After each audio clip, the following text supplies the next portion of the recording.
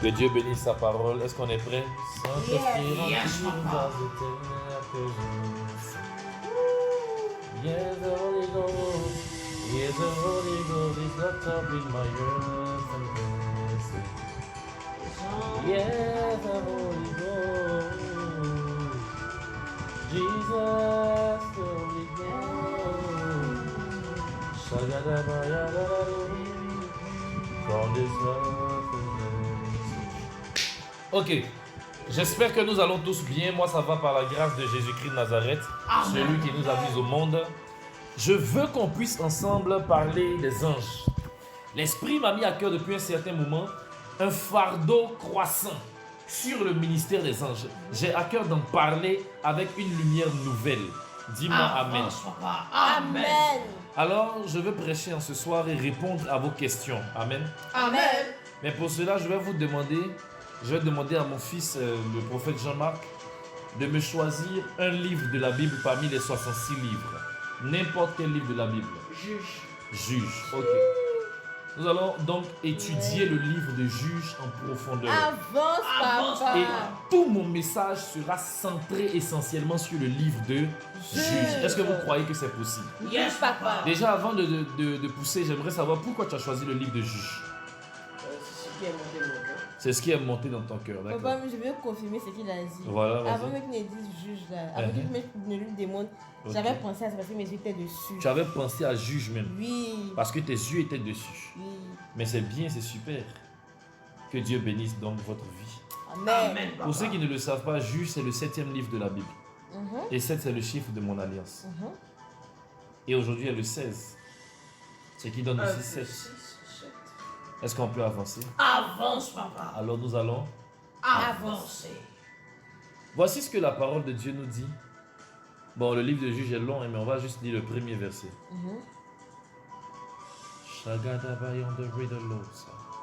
Après la mort de Josué, les enfants d'Israël consultèrent l'Éternel en disant: qui de nous montera le premier contre les Cananéens pour les attaquer?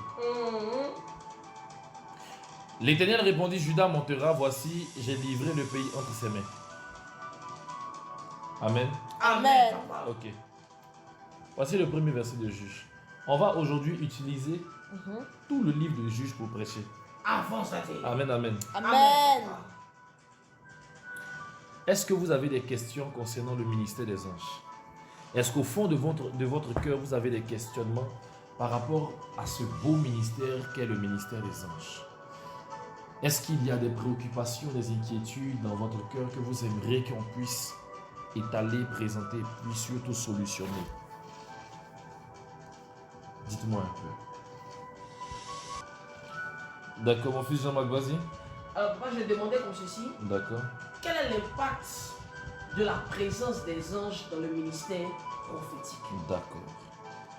Est-ce que ce sont les anges qui rendent un ministère prophétique excellent? Excellent. Ou bien est-ce qu'il y a autre chose qui peut rendre un ministère prophétique excellent? En mode, quel est le niveau d'importance, d'impact des anges dans le ministère prophétique? effectivement. Mais je vais te choquer. Avance, papa. Il y a des gens qui n'ont jamais vu Dieu, mais qui ont vu ses anges. Je vais t'expliquer quelque chose rapidement. Yes, papa. Mon fils, Yes, papa. est-ce que Samson était un homme qui avait un ministère prophétique, enfin un ministère authentique? Yes, papa. Est-ce que Dieu utilisait puissamment Samson? Yes. Papa. Pourtant, il n'avait pas le cœur de Dieu. Nulle part tu verras Samson en train de défendre quelqu'un. Nulle part tu verras Samson en train de faire justice. Nulle part tu verras Samson en train de prier. Il a prié seulement 2 fois et c'était quand il était dans le problème lui-même. Nulle part tu verras Samson en train de faire du bien aux gens. Nulle part tu verras Samson en train de venir se mettre là pour faire quelque chose de spirituel ou de religieux. Nulle part. Mais pourtant, il a été l'un des hommes qui a manifesté la plus grande onction de la Bible. Pourquoi? Parce que son ange était avec lui. Avance, Athée. Il est possible d'être loin de Dieu et d'être puissamment utilisé par Dieu si ton ange est auprès de toi. Oui. Tu verras des gens qui... La Bible même dit quoi? Jésus dit, plusieurs diront en mon nom. Plusieurs diront, Seigneur, Seigneur. N'avons-nous pas prophétisé? N'avons-nous pas quoi? Prophétiser. N'avons-nous pas encore fait des miracles? N'avons-nous pas chassé les démons? Et Jésus dira quoi? Je ne vous ai point connu. Mais comment on peut chasser les démons au nom de Jésus et puis Jésus ne nous connaît pas? Donc qui venait chasser les démons auprès de nous? Si ce n'est pas Jésus. Ce sont les anges. Il dit, n'avons-nous pas prophétisé en ton nom? Pourtant, Jésus dit, celui qui n'est pas contre nous est avec nous. Celui qui ne rassemble pas avec nous, lui, il disperse. Mais Jésus dit quoi? Il dit, s'il n'est pas contre nous, c'est qu'il est avec nous. Donc, si moi, je prophétise au nom de Jésus, c'est que je suis avec Jésus. Jésus dit, il ne me connaît pas. Mais comment je peux être un serviteur d'iniquité puis prophétiser au nom de Jésus? Alors, qui m'inspirait pour prophétiser? Est-ce que la nièce de Balaam était connectée à Jésus? Non, mais elle a prophétisé. La Bible dit, je peux susciter même des pierres pour m'adorer. Est-ce que Dieu a un problème avec ça? Non. Non, papa. Même les sorciers prophétisent. Avant La de- femme est venue dire, voici les serviteurs de Dieu, écoutez-les. Elle a prophétisé. Ce qu'elle a dit était vrai, mais ça ne venait pas de Dieu. C'est Mais ça. parfois, quelque chose que tu prophétises peut venir de Dieu. Mais toi, tu n'es pas proche de Dieu. Je connais des prophètes qui ont l'onction de manière authentique, mais qui ne peuvent pas te parler de Dieu parce qu'ils ne le connaissent pas. Avant son papa. Vérité, papa. Je n'ai pas dit que ce sont des aventuriers, je dis des prophètes. Ils ne font pas exprès.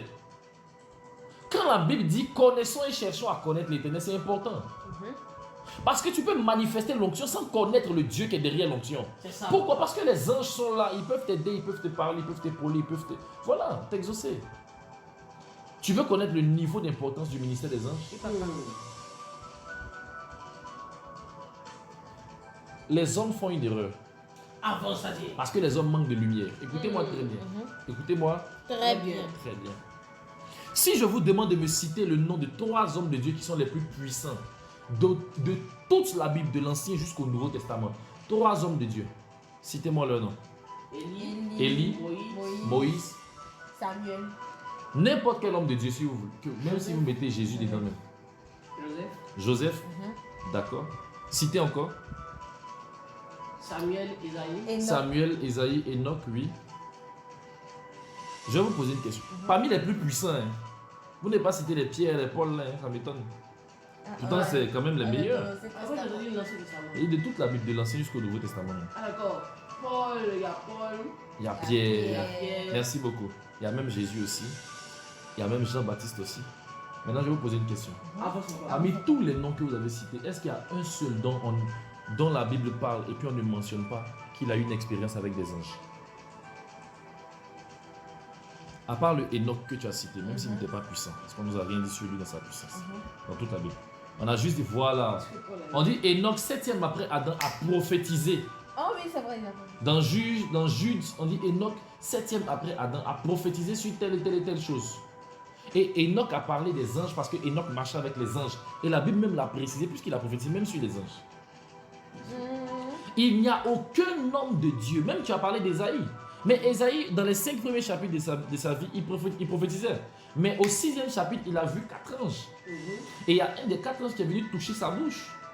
Et il a commencé à prophétiser avec plus de puissance et d'exactitude. C'est là qu'il a commencé à parler du Messie avec une dimension de précision incroyable.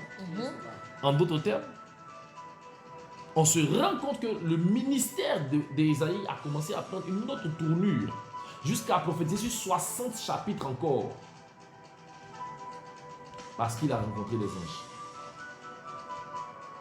Jésus peut apparaître. Et c'est ce que je vous dis, oh Seigneur, ce que je vous dis est important, mais généralement on néglige ça.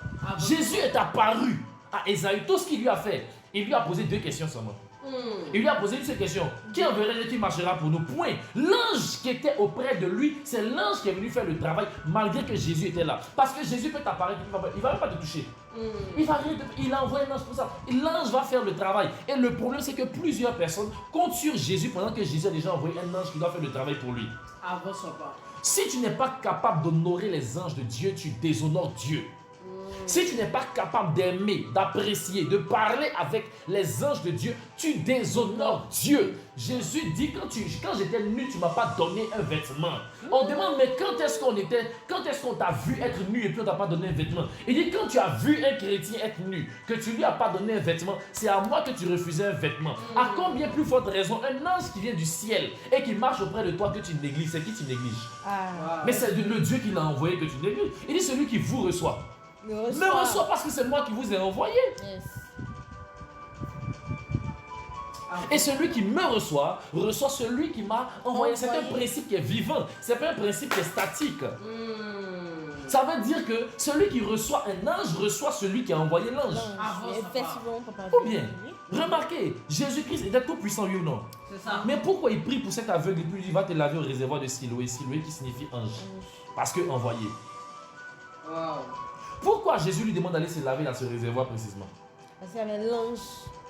Pourquoi Jésus-Christ a installé la piscine de Bethesda et puis n'a pas annulé? Pourtant lui il était venu, maintenant l'ange pourrait aller se reposer pour que tous les malades viennent vers lui. N'oubliez jamais une chose. Tu ne peux pas te dérober du ministère des anges. La Bible dit dans Apocalypse chapitre 1, révélation de Jésus-Christ, que Dieu lui a donné de faire connaître à ses serviteurs afin de pouvoir leur annoncer les choses à venir. Et il a fait connaître cela par l'envoi de son ange. Pourtant, la Bible dit que dans Apocalypse chapitre 1, Jésus apparaît à Jean. Tu as apparu à Jean, donc toi, mais tu connais la route, pourquoi tu envoies un ange? Pourquoi tu envoies un ange pour lui ouvrir les yeux, pour qu'il te voie toi et pour qu'il puisse noter tout ce qu'il est en train de vivre dans la vision? Pourquoi?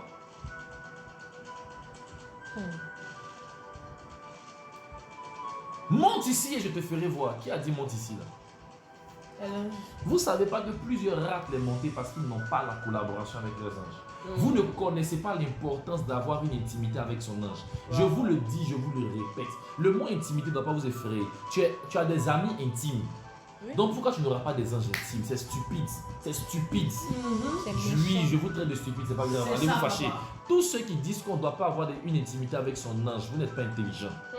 Parce que définissez-moi le mot intimité. C'est être proche de quelqu'un. Mais on dit il est avec toi tous les jours.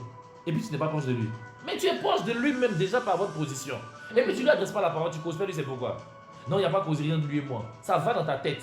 Question, papa. Même quand tu es chassé le démon, tu parles à le démon. Pourquoi toi tu ne causes pas tes anges? Tu voulais poser une question, joli garçon. Ouais, je voulais savoir. Dis-moi. Vu que vous avez donné un peu, vous avez parlé un peu de l'importance Si. des anges du ministère prophétique. N'est-ce pas que Dieu peut-être utilise des anges pour pouvoir cacher sa face à ceux à qui il doit se révéler, ou c'est pour les maintenir en dehors De sa de sa présence? Très bonne idée, très bonne question, très bonne pensée. Voici en fait le mystère, mon fils. Avançons pas. Mon fils, écoute-moi très bien. Avançons pas. Dieu utilise les anges pour révéler sa face.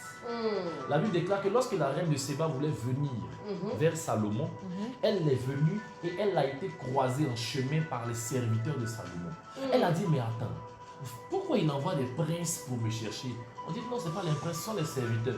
Elle dit, mais comment les serviteurs du roi sont plus sapés que les princes de chez moi? Alors, et les princes, ils sont comment? Et le roi lui-même, il est comment? En réalité, il se cache derrière ses anges pour révéler sa gloire. C'est une première gloire qu'il présente avant la véritable gloire qui arrive. C'est ainsi que, lorsque Joseph voulait convaincre son père qu'il était toujours vivant, il a donné des vêtements beaux, de beaux vêtements, des richesses, de la nourriture et de l'abondance à ses frères pour dire, allez montrer ça à mon père, pour lui dire que je suis vivant. Et maintenant, quand mon père viendra, il verra la gloire que j'ai. Alors quand Dieu va utiliser le ministère des anges, c'est pour se révéler, mais au travers d'abord de ceux qu'il a présentés. C'est ainsi que Dieu fonctionne.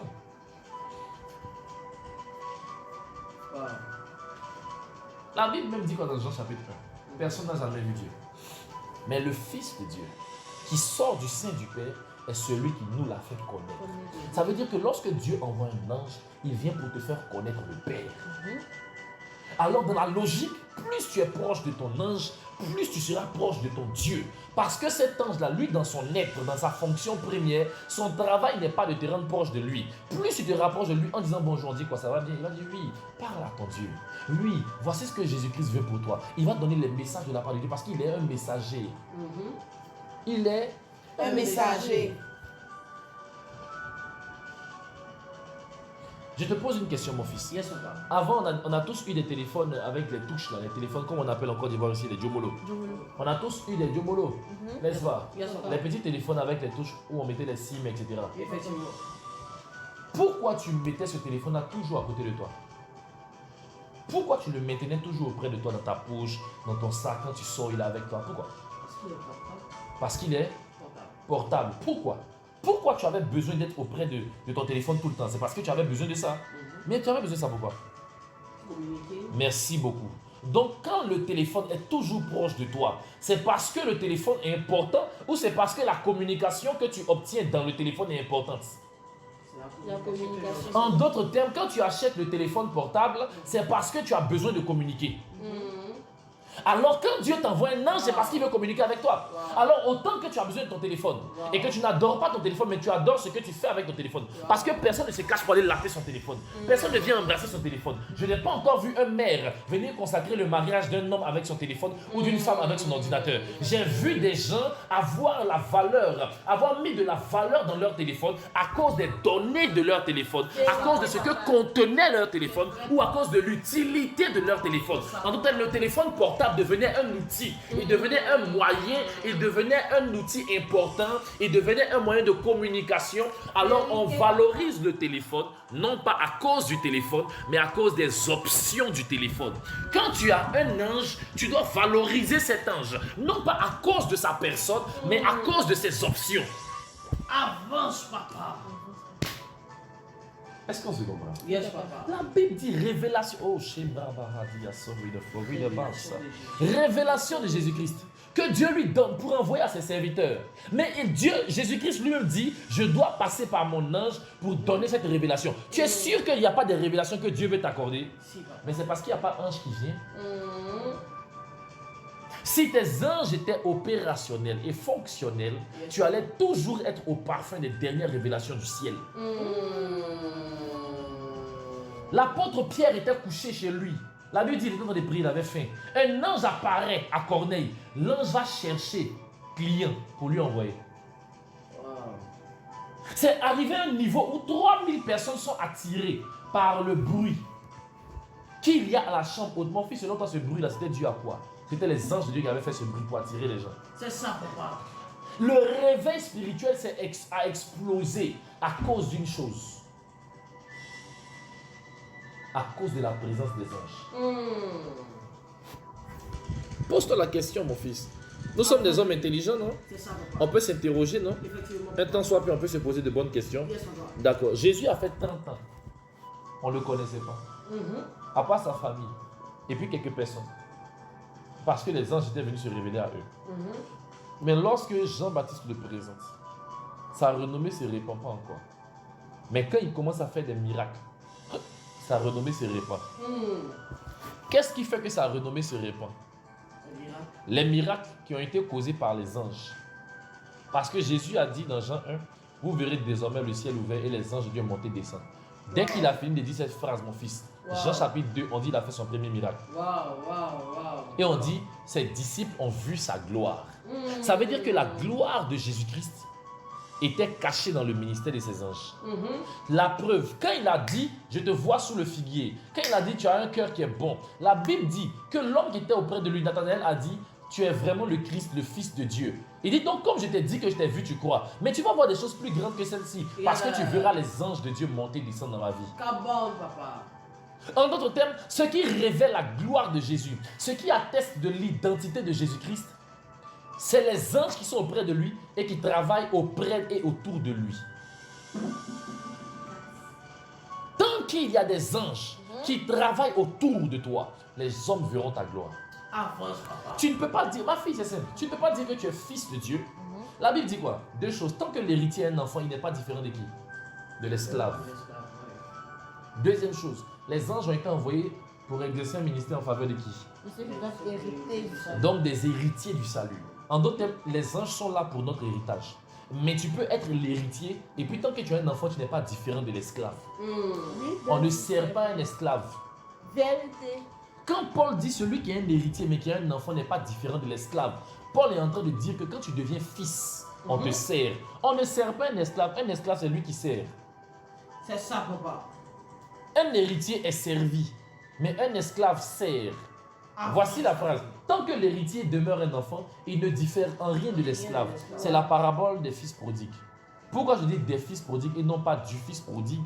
Parce que le plus grand travaillait, labourait, il ne prenait pas de salaire, etc. Et il se plaint parce que son père lui a pas donné un animal, sachant que son père avait beaucoup de troupeaux. Son père avait plus de 200 animaux et il se plaint parce que son papa lui a pas donné un pour manger. Et son père lui dit, mais je suis étonné que tu penses ainsi parce que tout ça c'est pour toi. Est-ce que tu as besoin de me demander avant de prendre un pour manger? Non. Mais c'est pour toi. Avance, c'est-à-dire. Ça veut dire que les deux fils n'étaient pas conscients qu'ils étaient déjà dans leur héritage. Le petit dit, donne-moi ma part de l'héritage que je ne vais pas te dépenser. Il se disait que s'il devait profiter de son héritage, il fallait qu'il sorte de la maison du père. Pourtant, il pouvait profiter dans la maison du père. Parce qu'il y avait des serviteurs qui étaient là pour l'aider à entrer dans son héritage dans la maison du père. Les serviteurs, ils étaient là pour venir entretenir l'héritage de ses fils-là. Mais le fils a voulu prendre l'héritage pour partir. Et quand il revient maintenant, il dit même mes serviteurs mangent mieux que ce que moi je mange dehors. Alors je préfère rentrer, revenir à la maison pour pouvoir m'occuper aussi des affaires de mon père. Et puis je vais manger comme les serviteurs de mon père. Il dit traite-moi comme un mercenaire. Traite-moi comme un serviteur. Comme nous tous aujourd'hui on prie pour que Dieu nous traite comme un serviteur. Parce qu'on a oublié qui nous sommes. Nous sommes des fils. Nous sommes des héritiers. Mais qu'est-ce que le père fait, mon fils? Quand il dit parce que mon fils qui était mort est revenu à la vie. Qu'est-ce qu'il fait dès qu'il voit son fils? Quand son fils vient se jeter à ses pieds, oh non, papa, pardon, papa, il demande pardon parce qu'il est si mauvais, papa dit seulement là dans ma vie, il est si méchant. Quand son fils vient, qui commence à pleurer, qu'est-ce que le père fait, Daniel? Papa, il embrasse et puis il demande à ce que c'est les serviteurs. Il demande à qui? Les serviteurs. Il demande à qui? Aux serviteurs. Mon fils, il demande à qui? Aux serviteurs. Pourquoi, quand il voit le fils, son premier réflexe, il demande au serviteur de l'habiller, il demande au serviteur de le nourrir, il demande au serviteur de l'apprêter. En d'autres termes, la volonté du père, c'est que les serviteurs servent l'héritier, le fils. La volonté du père, c'est que les serviteurs puissent servir le fils. Quand le fils revient et que lui dit traite-moi comme un serviteur, dans la tête du père, il dit hey, les serviteurs, mon fils est revenu, allez le servir. Wow. En d'autres termes, dans le ministère, c'est la même chose. Avance, vas-y. C'est la même chose. N'oubliez jamais ça. C'est la Même chose. Jésus dit la moisson est grande, mais il y a peu d'ouvriers. Priez donc le maître de la moisson d'envoyer des ouvriers dans sa moisson. Seigneur. Pourtant, dans une autre parabole, Jésus dit les moissonneurs, ce sont les anges. Waouh, waouh. On n'avait jamais remarqué. Jésus dit les moissonneurs, ce sont les anges. Et Jésus dit, toi, il faut prier pour que Dieu envoie de plus en plus d'ouvriers dans sa moisson. Ça veut dire que lorsque toi, bien sûr, parce que Dieu nous a appelés, Jésus lui-même, il est le chef de la vigne. Nous sommes les responsables comme lui. La Bible dit que le Père a envoyé son Fils pour aller superviser le travail des serviteurs. Donc quand nous on vient dans la moisson, on vient en tant que fils de la moisson, pas en tant que moissonneur. C'est ce que nous tous on oublie lorsqu'on lit ce passage. Quand on lit ce passage, on pense tous que c'est nous les moissonneurs et qu'on doit militer, on doit prier, on doit se battre pour pouvoir moissonner de plus en plus. C'est la raison pour laquelle on ne moissonne pas beaucoup. Il y a un homme de Dieu qui est l'un de mes modèles vraiment dans le ministère que j'aime beaucoup, même si je ne parle pas beaucoup de lui. Il s'appelle Charles Finet. Charles Finet, lorsqu'il organise un programme, s'il n'a pas gagné beaucoup d'âmes, c'est 100 000. Il gagnait environ 100 000 âmes par programme. Il gagnait 100 000 âmes par programme. L'histoire dit qu'il passait un jour dans un train. Il quittait une ville pour aller dans une autre ville en passant par une ville. La ville où il est passé en train. Quand son train est passé là-bas, les gens ont commencé à tomber sur dans la ville. Wow. Et ils se sont donnés à Jésus. Et il y a eu plus de 100 000 personnes converties. Il passait juste dans le train. Là où il est arrivé, il dit qu'il a ouvert un atelier de couture. Il a regardé les gens parce qu'il voulait visiter. Quand il a ouvert net, les gens l'ont regardé, il les a regardés. Les femmes ont commencé à pleurer, confesser leurs péchés. Une telle présence de Dieu qui l'accompagnait. Vous pensez que c'est parce qu'il était trop loin? D'ailleurs, cette onction se résumait à quoi? C'est quoi on appelle je suis trop loin? Je suis trop loin, c'est quoi? C'est quand les anges sont venus. Ce sont les anges de Dieu auprès de toi. Je vous dis la vérité. Il n'existe pas d'onction sans ange. C'est même pas raisonnable. Est-ce qu'on se comprend? Le fils est venu dans la maison de son père. Le père a voulu rétablir l'homme. Parce que si le fils était servi par les serviteurs de son père, il n'allait jamais vouloir prendre son héritage pour sortir. Il allait vouloir rester ici parce qu'il allait comprendre son héritage. Tu ne peux pas être conscient de ton héritage s'il n'y a pas de serviteurs autour de toi. Ça, c'est la volonté du Père. C'est pourquoi ce monsieur, quand il est venu, qu'il a vu Jésus, il a dit à Jésus, oh Jésus, tu sais, j'ai compris un mystère. Moi qui suis soumis à des supérieurs, j'ai des gens sous mon ordre. Quand je dis à l'un va, il va. Quand il dit à un vient, il vient. Quand il dit à un fait, il fait. Alors Seigneur, ne te fatigue même pas pour te déplacer. Dis seulement un mot et mon serviteur sera guéri. Cet homme-là, il pouvait être prophète un jour, ma fille. Tu sais pourquoi? Parce qu'il s'est déplacé de chez lui jusque chez Jésus pour que Jésus guérisse qui? Son enfant? Non, son serviteur. Pourquoi? Parce qu'il connaît la valeur d'un serviteur. Il dit, moi qui suis soumis à des supérieurs, j'ai des serviteurs sous mon ordre. Ma valeur, c'est que lorsque je parle, ils accomplissent ce que je dis. Alors si un de mes serviteurs est malade, ce n'est pas bon pour moi. Ce n'est pas bon pour mon travail. Vous voyez la valeur d'un serviteur? Vous voyez la valeur d'un ange? Est-ce que vous en voyez la valeur? Cet homme dit, je ne peux pas continuer ou demeurer dans ça si mon serviteur est malade. Parce que lui, là, quand je lui dis de faire quelque chose, il fait. Alors s'il est malade, qui va faire? Si mon serviteur ne se sent pas bien, qui va faire?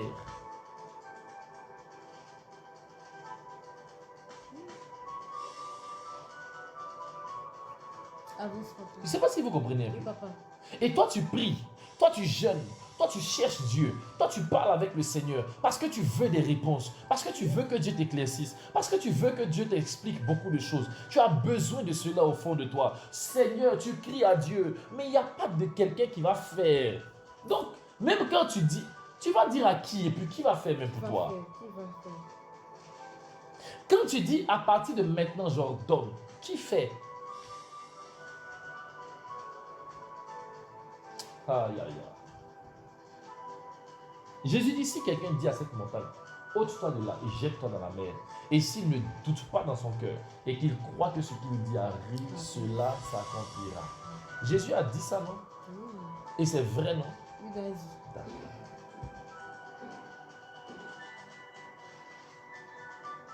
Tu sais pourquoi? Non, papa. Parce qu'il y a des anges qui vont accomplir les paroles qu'on déclare. Ça, c'est le principe de la foi. Parce que la montagne ne connaît pas la mer.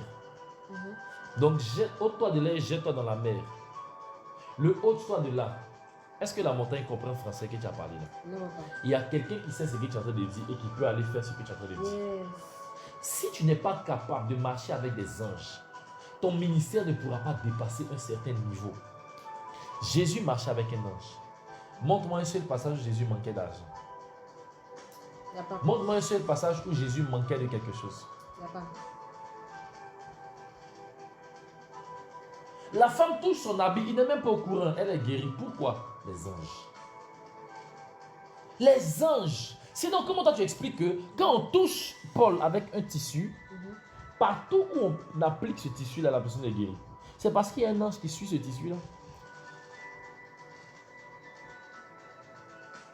Je sais que vous ne me croyez pas. Je sais que vous ne me croyez pas. L'onction qui est sur Paul guérit les malades. Parce qu'il y a un ange qui s'assure que l'onction soit sur Paul. Je peux t'expliquer ça? La Bible dit qu'il y a un ange qui touchait l'eau. Et puis tous ceux qui rentraient dans l'eau étaient guéris. On n'a pas dit l'ange les guérissait. On dit qu'ils étaient guéris quand l'eau les touchait. Pourquoi quand tu entrais en contact avec cette eau, toi le premier, ce que l'ange a mis sur l'eau, ça te guérissait? Et pourquoi quand tu touchais, tu rentrais en contact avec le tissu, le linge de Paul, ça te guérissait? Ce qui fait que les anges guérissent les malades là, c'est ça qu'ils mettent sur l'eau là, ou bien sur le tissu, ou bien sur l'ombre de pierre, ou bien sur telle et telle chose. C'est l'onction.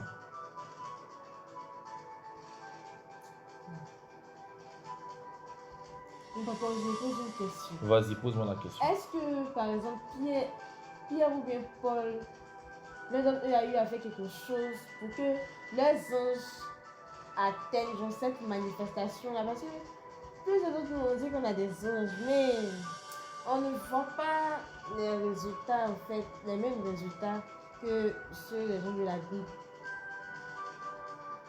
Ou bien nos anges, les anges viennent avec une certaine dose.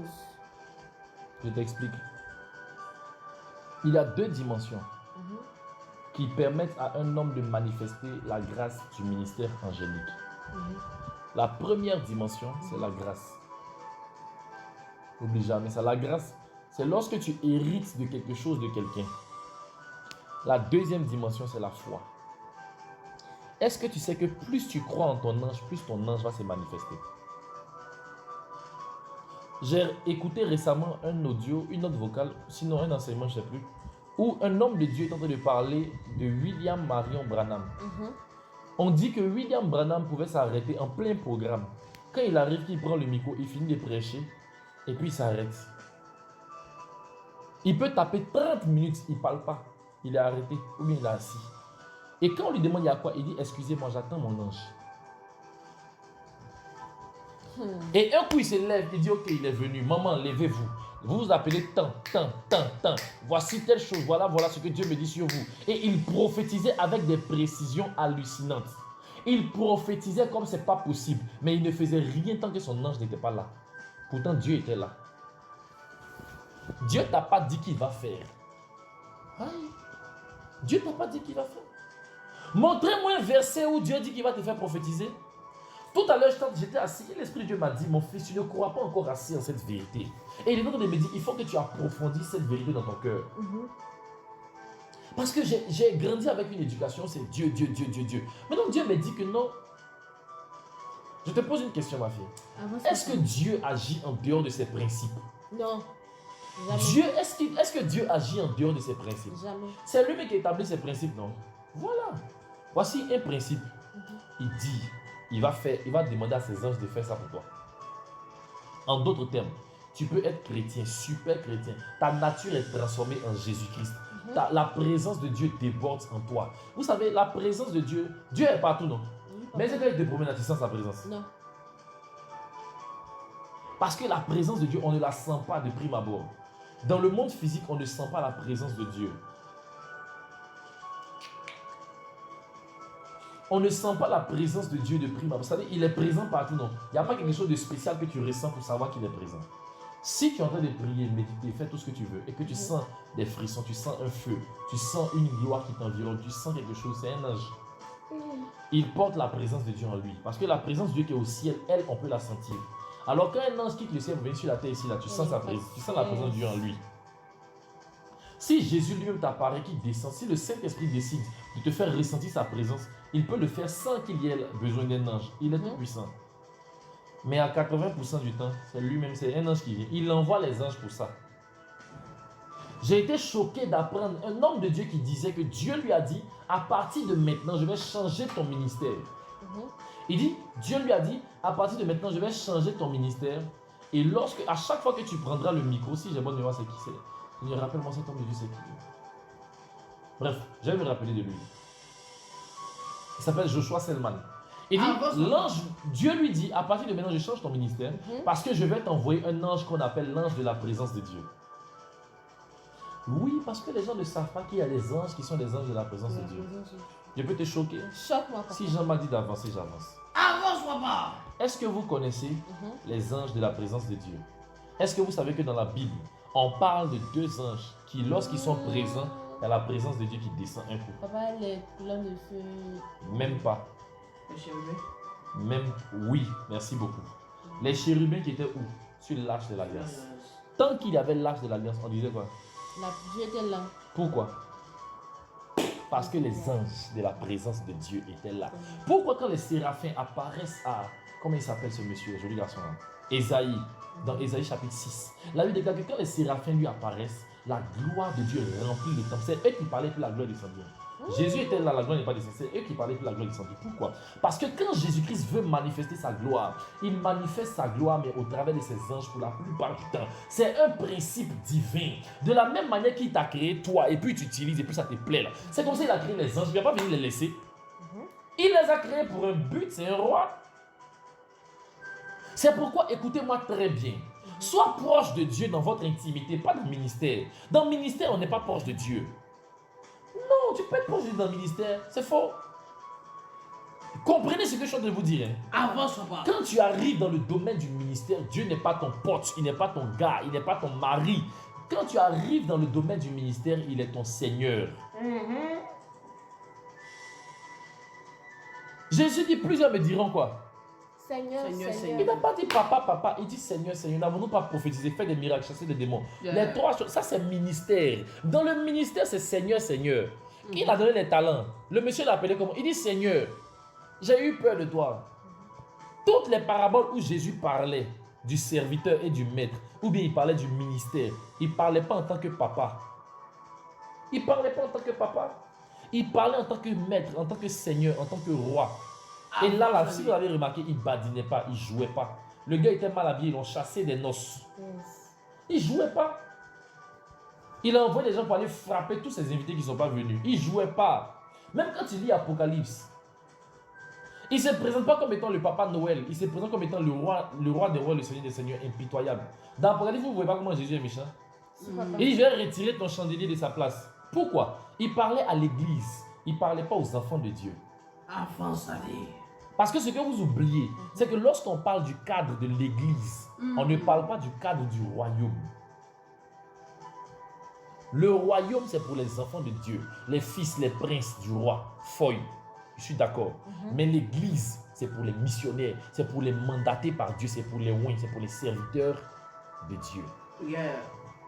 Alors quand Jésus s'adresse à l'église, si vous remarquez, il dit je connais tes œuvres.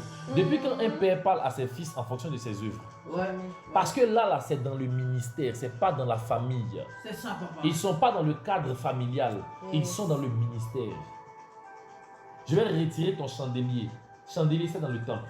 Il parle du service sacerdotal. Il parlait du ministère. C'est dans le ministère que Dieu se présente comme étant le Seigneur. Et dans ce ministère-là, il y aura des intermédiaires. Jésus-Christ va jamais... C'est pas possible. C'est pas possible même. C'est arrêter de croire en cette illusion. Celui qui était le plus proche de Dieu dans l'Ancien Testament, c'était Moïse. Moïse, même, c'est des anges qui venaient faire du rapport. La Bible dit, Jésus dit, je parle avec Moïse comme un ami parle à son ami. Il voit une représentation de l'Éternel. Il n'a même pas dit, il voit l'Éternel. Il dit, il voit une représentation de moi. Une réelle représentation de tous les miracles que Moïse a fait. Jésus parlait avec Moïse, mais c'était en dehors du ministère. Dans le ministère, Jésus n'est pas ton ami. Jésus est ton maître, il est ton Seigneur, il est ton roi.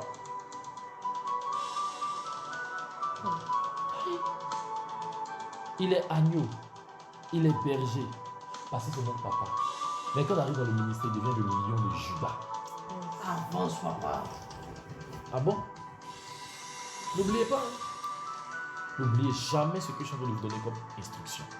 N'oubliez pas ça. Quand tu arrives dans le ministère, Dieu va établir un principe. Tu veux opérer dans le ministère, mon fils. Yes, papa. Il va te donner des anges. Parce que ce sont ces anges-là qui vont te faire entrer dans ton héritage, dans ta mission et dans ton onction.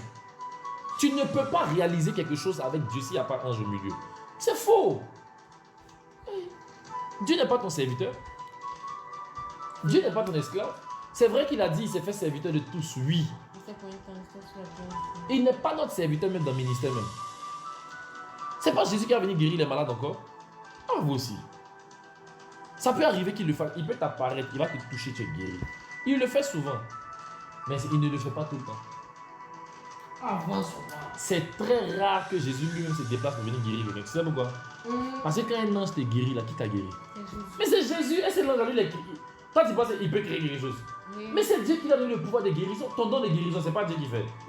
Alors, la Bible dit, il leur donna le pouvoir d'aller faire ceci, là, et puis on dit, le Seigneur opérait des miracles au travers des apôtres. Même quand il dit, allez, guérissez les malades, on dit, c'est lui qui a guéri au travers d'eux. C'est comme ça. C'est eux qui ont guéri, mais c'est lui qui a guéri au travers de ceux qui ont guéri. Alors, vous devez comprendre ce principe. les anges de Dieu sont indispensables au ministère.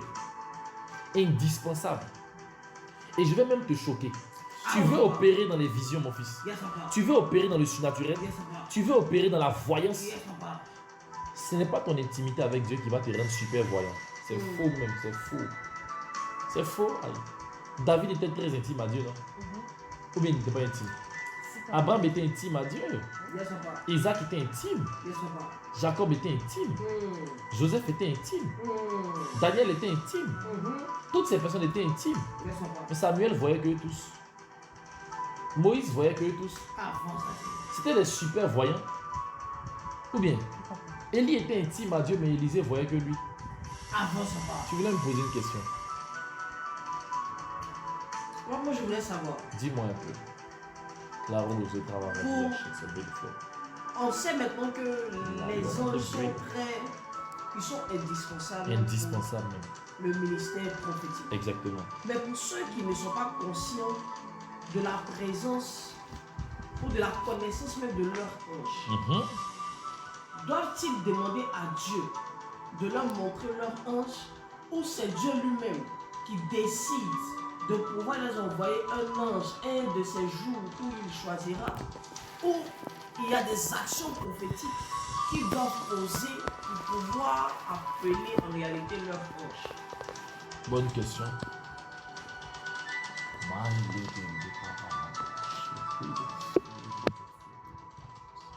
Quand tu t'entends de poser la question, l'Esprit de Dieu m'a ramené dans le livre de Daniel. Ah mon fils. Si Daniel n'avait pas d'ange, Daniel était mort 3 fois. On devait le tuer au moins 3 fois, 2 ou 3 fois. Dans la fosse au lion, qui l'a aidé? L'ange. Il dit l'ange, Dieu a envoyé son ange pour fermer la gueule des lions. Ça veut dire qu'il y a un ange qui peut fermer la gueule des lions. C'est-à-dire que si toi, lion, t'as mordu, c'est que tu n'avais pas d'ange qui pouvait fermer la gueule des lions. Est-ce que tu vois un peu l'importance de l'ange auprès du prophète? Nebuchadnezzar dit, il a tué tous les sages du royaume parce qu'ils n'ont pas été capables de venir m'interpréter le rêve. Daniel dit, moi, il a interprété le rêve. Il te dit ce qu'il a fait comme rêve, il te dit, il a donné son interprétation. Il va prier. Un ange vient lui donner le rêve et l'interprétation. Et puis il s'en va et puis il donne ça au roi. Il sauve sa vie et la vie de plus de 500 personnes, 200 personnes à peu près. Mon fils, je vais te poser une question. Si tu n'as pas ange, tu n'as pas cherché. Gédéon dit, il se plaint, tu te souviens d'un juge, puisqu'on parlait de juge. Gédéon se plaint, regarde ce qu'il dit à Dieu. Où est passé le Dieu de nos pères? On nous a raconté tellement de merveilles, mais on ne voit plus Dieu. Est-ce que Dieu n'était plus en Israël? Est-ce que Dieu n'était pas omniprésent? Est-ce que Dieu n'était pas toujours puissant? Est-ce que Dieu n'aimait pas Israël? Mais tout était au complet. Donc pourquoi il n'y avait pas les miracles dont nos pères nous parlaient autrefois? C'est parce qu'il n'y avait pas l'ange. C'est la raison pour laquelle dans Juge chapitre 6, ce n'est pas Dieu qui est descendu. On dit l'ange de l'Éternel apparut à Gédéon. Et puis c'est qui parlait, non, où est le Dieu de nos pères là? Le Dieu de nos pères était toujours là. C'est l'ange de nos pères qui n'était pas là. Mon fils, c'est l'ange de nos pères qui manquait. Ce n'est pas le Dieu de notre père qui manquait. Arrêtons d'accuser Dieu, cherchons nos anges. Cherchons nos anges. Jésus dit, ne penses-tu pas que je puisse à l'instant demander à mon père qui m'enverrait des anges? C'est comme ça, c'est la formule. Parce qu'il sait très bien que si on veut l'arrêter, là, les anges peuvent empêcher ça. Mais combien de personnes, combien de chrétiens ont mis en prison injustement? Même justement, ça arrive de faire des erreurs. Combien de chrétiens ont mis en prison? Combien de chrétiens on frappe dehors? Combien de chrétiens on agresse? Combien de chrétiens on tire? Il y a un homme de Dieu, je crois en Afrique du Sud ou au Kenya. Il est quitté à la montagne de prière. Il descend, il s'en va à la maison, on tire sur lui, on fusille, il est mort. Oui. Il est mort. Oui. Malgré son onction, malgré ses prophéties, malgré son appel, malgré ses enfants spirituels, malgré sa destinée, malgré sa famille, malgré ses enfants, sa femme, malgré tout ce qu'il a bâti, malgré son argent qu'il n'a pas encore bouffé, malgré toutes les promesses que Dieu a faites sur sa vie, balles des pistolets à arrêter tout ça. Tu n'as pas cherché ange. Mon fils, si tu es capable, Paul a dit quoi? Aspirer aux dons les meilleurs. Ça veut dire quoi? Quand Dieu te présente que ça là c'est bon, il faut chercher à avoir. Il faut même chercher à avoir beaucoup. aspirer aux dons les meilleurs. Regarde Paul. Tu sais que Paul a failli mourir plusieurs fois. Avant ça, Il fait monter dans la Bible. Il y a quoi dedans? Non, il a dit, j'ai pas envie de lire la Bible aujourd'hui. Je veux qu'on parle fafa. Amen. Amen. Je vais vous prouver ça par la parole. On est d'accord? Avant ça. Je vais vous prouver ça par la parole. Yes, papa. Mon fils, Paul dit, combien de fois n'ai-je pas été face à la mort? Paul dit, ils l'ont lapidé. Il dit, il a passé un jour et une nuit sous la mer, dans la Bible, sous l'eau, comme Jonas. Il dit, ils l'ont lapidé plusieurs fois. Plusieurs fois, il n'a pas mangé. Plusieurs fois, il n'a pas dormi. Plusieurs fois, il a jeûné. Plusieurs fois, il était fatigué, affaibli. Plusieurs fois, ils l'ont empoisonné. Des serpents même l'ont piqué. Combien de choses sont passées? Il a même fait naufrage. Il a été emprisonné à plusieurs reprises. Il a vécu tout ça. Mais pourquoi il n'est pas mort? Dans Actes des Apôtres, on dit, pendant qu'il était dans la prison et qu'on l'avait capturé pour le tuer, la Bible déclare que la présence de Dieu est descendue et ça a fait trembler la terre. Un ange est venu et la Bible dit que toutes les chaînes sont tombées de leurs mains. Tous les prisonniers ont été libérés. Mon fils, tu sais comment un ange peut faire pour venir détacher les chaînes sur ta main? C'est-à-dire on t'enchaîne et puis on s'envoie la clé. Tu sais ce qu'il fait, puis un coup les chaînes tombent seules. La Bible dit que quand Pierre était enchaîné au milieu des gardes, l'ange est venu, il a tapé sa hanche. Quand il a tapé sa hanche, toutes les chaînes sont tombées de ses mains. Ils avaient enchaîné ses mains, ses pieds, tout. L'ange est venu, il a juste touché Pierre. Quand il a touché, les chaînes l'ont lâché. Il a juste touché. Quand Paul aussi manifeste son ange, les chaînes le quittent. Juste le geôlier voulait se tuer. Il dit, je suis mort. Et tous ceux à qui j'ai demandé, tous ceux que je devais surveiller, ont été libérés comme par magie. Ils vont me tuer. Alors qu'est-ce qu'il fait? Il veut se tuer. Paul lui dit, non, on est tous là, on t'attendait. T'inquiète pas, on ne veut pas fuir. On va passer par la grande porte. Et il a commencé à évangéliser le geôlier. Il a donné sa vie à Jésus-Christ. Il dit, toi, mais tu expliques ça comment? Comment moi j'ai pu me libérer des chaînes? Et puis nous tous on a été libérés. Un coup, la tête tremble, nos chaînes tombent. Tu expliques ça comment? C'est parce que j'étais en train d'adorer qui? Mon Dieu. Dis-moi si tu comprends un peu. Donc lorsqu'on dit que Dieu siège dans la louange de son peuple, qui siège en réalité dans la louange du peuple de Dieu? C'est l'ange de l'Éternel. C'est lui qui campe autour de ceux qui le craignent et qui les arrache du danger.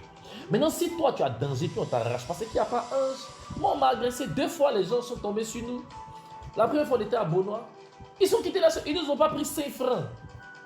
On m'a jamais raquetté dans la rue, jamais, j'ai jamais fait accident, jamais. Même pour que mon téléphone se casse, c'est problème. Le téléphone tombe et puis ça se retourne, ça tombe sur mon pied. Qu'est-ce qui protège mes éléments? Qu'est-ce qui nous protège? Les anges.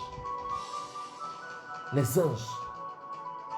C'est lui qui les arrache du danger. On dit la flèche ne pourra pas t'atteindre.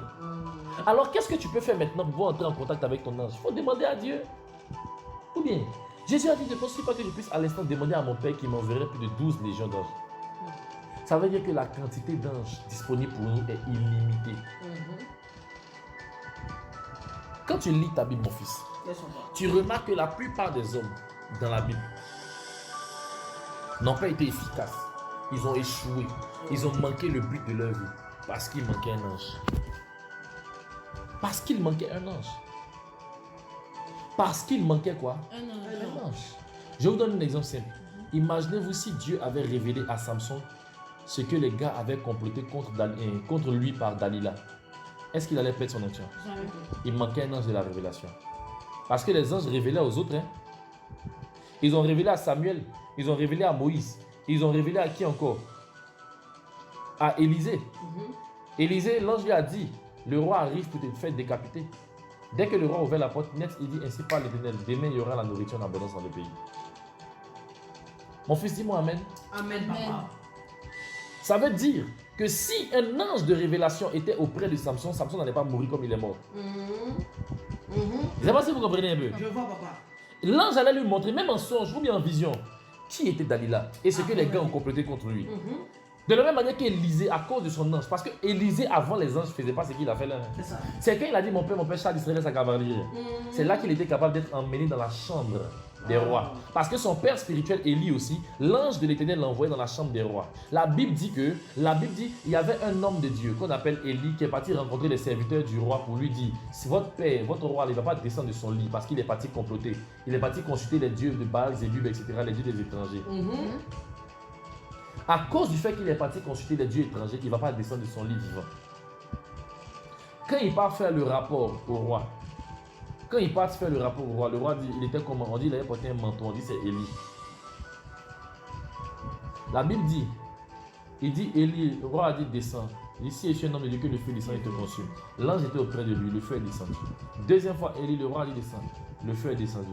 Troisième fois, la Bible dit, et l'ange de l'Éternel lui dit, c'est assez, va avec eux. Mon fils, le surnaturel qu'on a constaté dans la vie d'Élie, c'était à cause de son ange. C'est l'ange qui demandait au corbeau de lui envoyer la nourriture. Sinon, pourquoi tous les serviteurs de Dieu qui étaient dans le pain, on leur envoie pas de nourriture, c'est par les corbeaux. Ou bien les corbeaux sont finis sur la terre. À Mimi fait ici, il y a beaucoup de corbeaux. Mais pourquoi mes filles, à ce moment, sont en classe et qu'elles ont faim? Qu'est-ce que je veux t'enseigner? Les anges sont indispensables. Ceux qui ont eu des anges dans la Bible, regarde comment leur vie a été surnaturelle. Regarde comment leur vie a été surnaturelle. Et tu n'as pas cherché ange. Il faut chercher. Tu es chrétien, tu veux avoir un ange. Si Dieu ne t'a pas envoyé l'ange premièrement. Parce que la Bible parle de 3 types de personnes. On dit il y a ceux qui sont nés eunuques. Il y a ceux qu'ils ont fait eunuques. Et il y a ceux qui se sont eux-mêmes fait eunuques. Les eunuques sont les serviteurs de la reine ou du roi, ceux qui viennent pour servir la reine généralement. Et on les castre pour qu'ils soient au service de la reine sans que leur garçon puisse s'élever. Mais celui qui a venu laver la reine et puis il est gamé. C'est pas normal. Donc on les castre. On enlève leur fierté masculine. Et puis ils sont garçons mais ils sont plus garçons.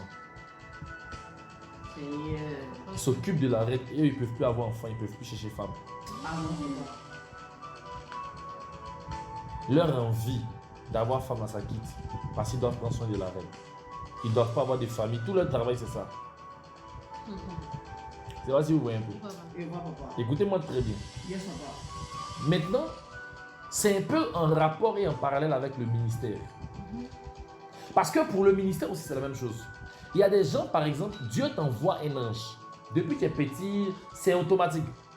D'autres aussi, des gens t'ont connecté au monde spirituel et ils t'ont permis de voir un ange. C'est la deuxième chose. Troisièmement, toi-même, tu as cherché un ange. Amen. Amen. C'est la raison pour laquelle Jésus a vécu ces 3 dimensions dans sa vie. Maintenant, si tu me dis avance, j'avance. Vous êtes devenu un peu mou. Hein? Qu'est-ce qu'il y a? Prenez bonne position, prêchez un peu la parole. Qu'est-ce qu'il y a? Parce que quand Jésus était petit, Dieu lui-même a envoyé un ange. Ça fait 1, il faut dire 1. Deuxièmement, Jean-Baptiste a fait en sorte que les anges descendent dans la vie de Jésus. On dit les anges sont venus pour le service. C'est quels anges? C'est les anges des chars d'Israël et sa cavalerie. Parce que quand Élisée a reçu ces anges-là, Élisée a commencé à faire un miracle. Quand Jésus reçoit ces anges, Jésus commence à faire un miracle. Citez-moi 2 types de miracles que Élisée a fait. Il a fendu la mer rouge. Il a fendu le Jourdain en 2. Il a donné la nourriture à la femme de... Il a donné La nourriture à la femme de la farine. Il a multiplié l'huile. En huile. Merci beaucoup. Donc, il a multiplié l'huile et puis il a dominé sur l'eau. Jésus a dominé sur l'eau et il a multiplié le pain et les poissons. Élisée a ressuscité les morts. Jésus a ressuscité les morts. Élisée a fait quoi encore? Élisée a prophétisé, Jésus a prophétisé. Vous remarquerez que tous les miracles que Jésus a fait, Élisée puis Élie ont fait ça aussi. Et ils étaient parmi les seuls à faire ça. Pourquoi? Même manteau. Parce que Élie était le fils spirituel de Moïse. Je le répète encore. C'est un miracle de Moïse que Élie a fait, que Élisée a fait, que Jésus aussi a fait et que ses apôtres ont fait. Qui était l'apôtre le plus puissant de la Bible? Pierre. C'était? Pierre. Il y a match entre Pierre et puis Paul. Mais il peut vous choquer. Choque mon papa. Il va vous choquer. Pour moi, c'est Pierre. Parce que Pierre était celui que Dieu a le plus utilisé par ses anges. Son ange va apparaître aux gens. Son ange va le délivrer des prisons. Les gens, ils frappent à la porte, on dit c'est sûrement son ange. Tellement dans l'église de Jérusalem, on connaissait son ange. Je ne sais pas si vous voyez un peu. Parce que quand Corneille arrive dans l'église, on dit mais Corneille, tu es quitté où? Il dit, ah, l'ange de Pierre m'est apparu. On dit, ah toi aussi, il faut te placer parce que nous aussi, Son ange nous est apparu et c'est son ange qui a fait qu'on est venu à l'église aujourd'hui. Wow. Tu imagines la dimension? Wow. Il dit, il a faim et puis on ouvre le ciel, on dit tu et mange, faut te servir papa. Il est sur la dalle, son ange lui dit, voici ceux qui sont venus te voir là-bas descendre. Voyez, c'est Dieu qui les a envoyés. C'est vrai. Donc c'est l'ange qui lui a dit. C'est l'ange qui faisait tout pour le ministère de Pierre. C'est pourquoi son ministère était le plus puissant possible. Vous même remarquer, pourquoi dès qu'il voit Ananias et Saphira, il sait ce qu'ils ont fait. Qui lui a révélé? C'est l'ange qui lui a révélé. C'est l'ange qui lui a révélé. Vous-même remarquez, regardez un peu comment ça va vite. Quelle accélération puissante et prophétique. Regardez un peu comment ça va vite, ok? Pierre était un homme normal. Dès que la chambre haute survint et qu'il y a une apparition, que les flammes de feu viennent comme pour Moïse, parce que je répète que Pierre était le fils de Moïse. Il avait hérité du manteau de Moïse. C'est pourquoi Moïse avait vu la flamme de feu sur le buisson, mais Pierre lui a vu la flamme de feu sur sa tête. Et lorsqu'il arrive, mon fils spirituel, les anges commencent à marcher avec le ministère de Pierre. Écoutez-moi très bien. Avance, papa. 3000 personnes se convertissent en un jour. Pierre dit c'est l'accomplissement de la prophétie de Joël. Est-ce que dans la prophétie de Joël, on dit les gens vont parler en langue? Non, on dit qu'ils vont. Pourtant, on dit ils ont parlé en d'autres langues dans la chambre haute, non? Mais Pierre dit c'est l'accomplissement de la prophétie de Joël. Et puis il parle de quoi? On dit vos fils vont faire quoi? Prophétiser. Vos jeunes gens auront quoi? Auront des songes. Vos jeunes gens auront des visions. Et vos vieillards, les trois choses, c'est pas un qui donne ça. Pourquoi c'est de ça que lui il parle? Pendant qu'on lui demande qu'est-ce qui se passe ici dans la chambre haute. Il parle ici du ministère prophétique. Ensuite, il se lève dans Acte 3. Il va guérir quelqu'un. Un coup, son nom prend. Est-ce que c'est une guérison que Pierre n'avait jamais fait? Quand tu lis Matthieu 10, quand tu lis Luc 9, on dit que les gars ont fait des guérisons, des miracles. Ils ont même ressuscité les morts. Il dit même les démons sont soumis en ton nom. Ils ont opéré des miracles, ils ont fait des merveilles. Mais pourquoi tu expliques que... Comment toi tu fais pour expliquer que un seul miracle ils ont fait, ils ont juste fait lever un paralytique. Ils n'ont même pas ressuscité mort, ils ont juste fait lever un paralytique. Leur nom a pris. Pourquoi on les met en prison, on les retrouve dehors? Qui les a fait sortir? Qui les a fait sortir? C'est les anges. Mon fils, pose-toi une question. La Bible nous dit ceci. Lorsque l'apôtre Pierre était arrivé dans une ville, tous ceux à qui il imposait les mains commençaient à parler en langue et à prophétiser. Pourquoi? Parce que les anges l'accompagnaient. La Bible dit, lorsque la gloire est tombée, la terre a tremblé une deuxième fois. Parce que dans Actes des Apôtres 2, on dit qu'il y a eu un tremblement de terre. Dans Actes des Apôtres 4, il y a eu encore un deuxième tremblement de terre. Et on dit, Dieu faisait de plus grands miracles par les mains des apôtres.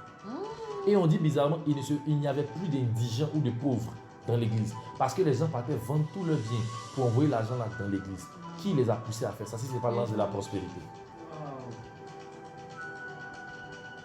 L'ange de la prospérité était attaché au ministère de Pierre. L'ange qui était auprès de Pierre a créé une atmosphère où Pierre, qui était le chef de l'église, la colonne, était devenu surpuissant en onction.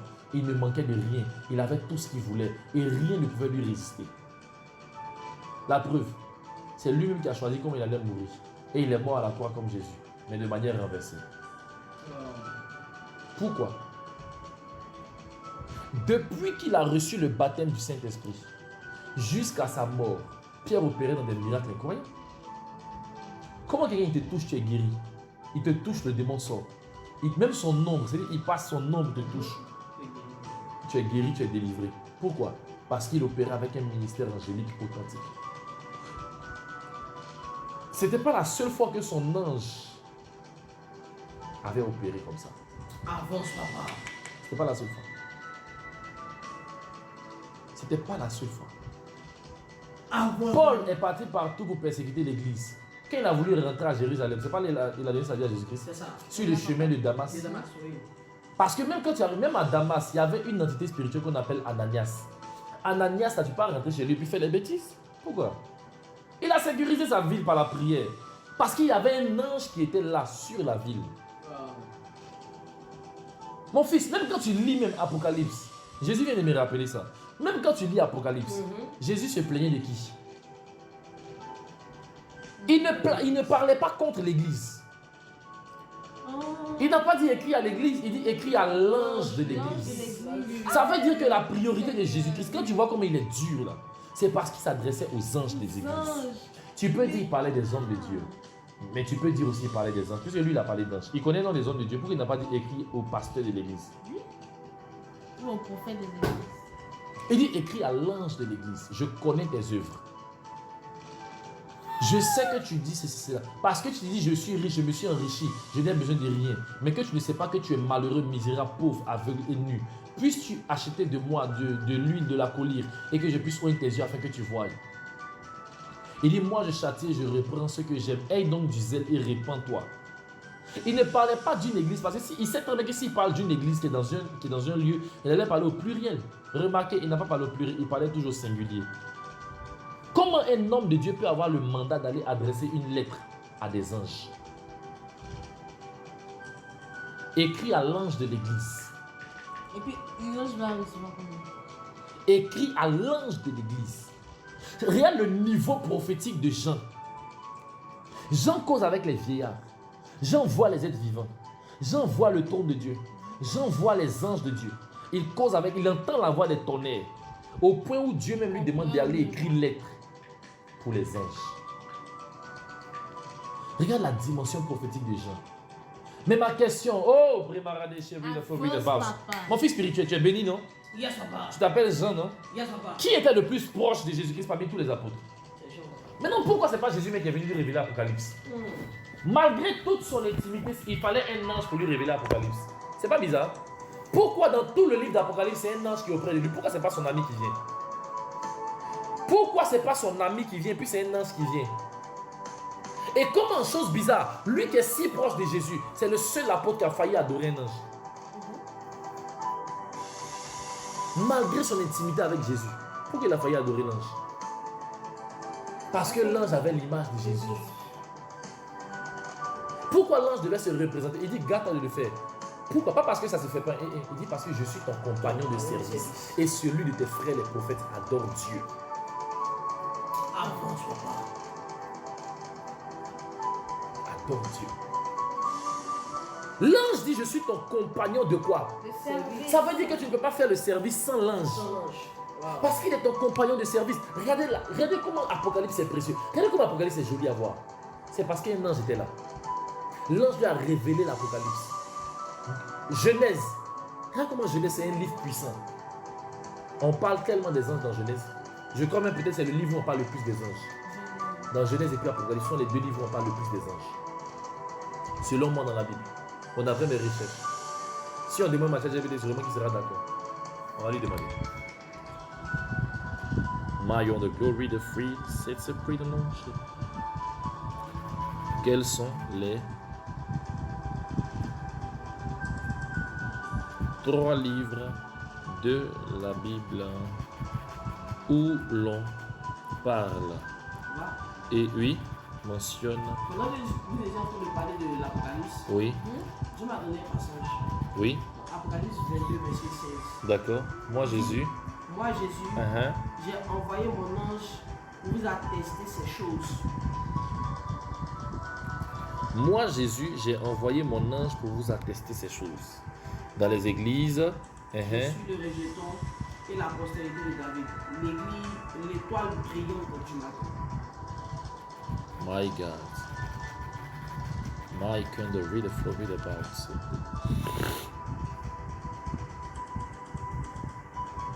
Shagada bayon de bread of read and Lawrence. Maillon de glory de gloria. Maillon de glory de non shed so pre the fall of the box. Jesus the non so read the glory the box. Ragada baskodi gavagada la badesh. Dans Apocalypse, on mentionne près de 75 fois les anges. Dans Daniel, près de 20 à 25 fois. Dans Zacharie, près de 20 à 22 fois. Et dans Genèse, près de 18 à 20 fois. Je suis étonné même. Je pensais que pour Genèse, c'était plus que ça.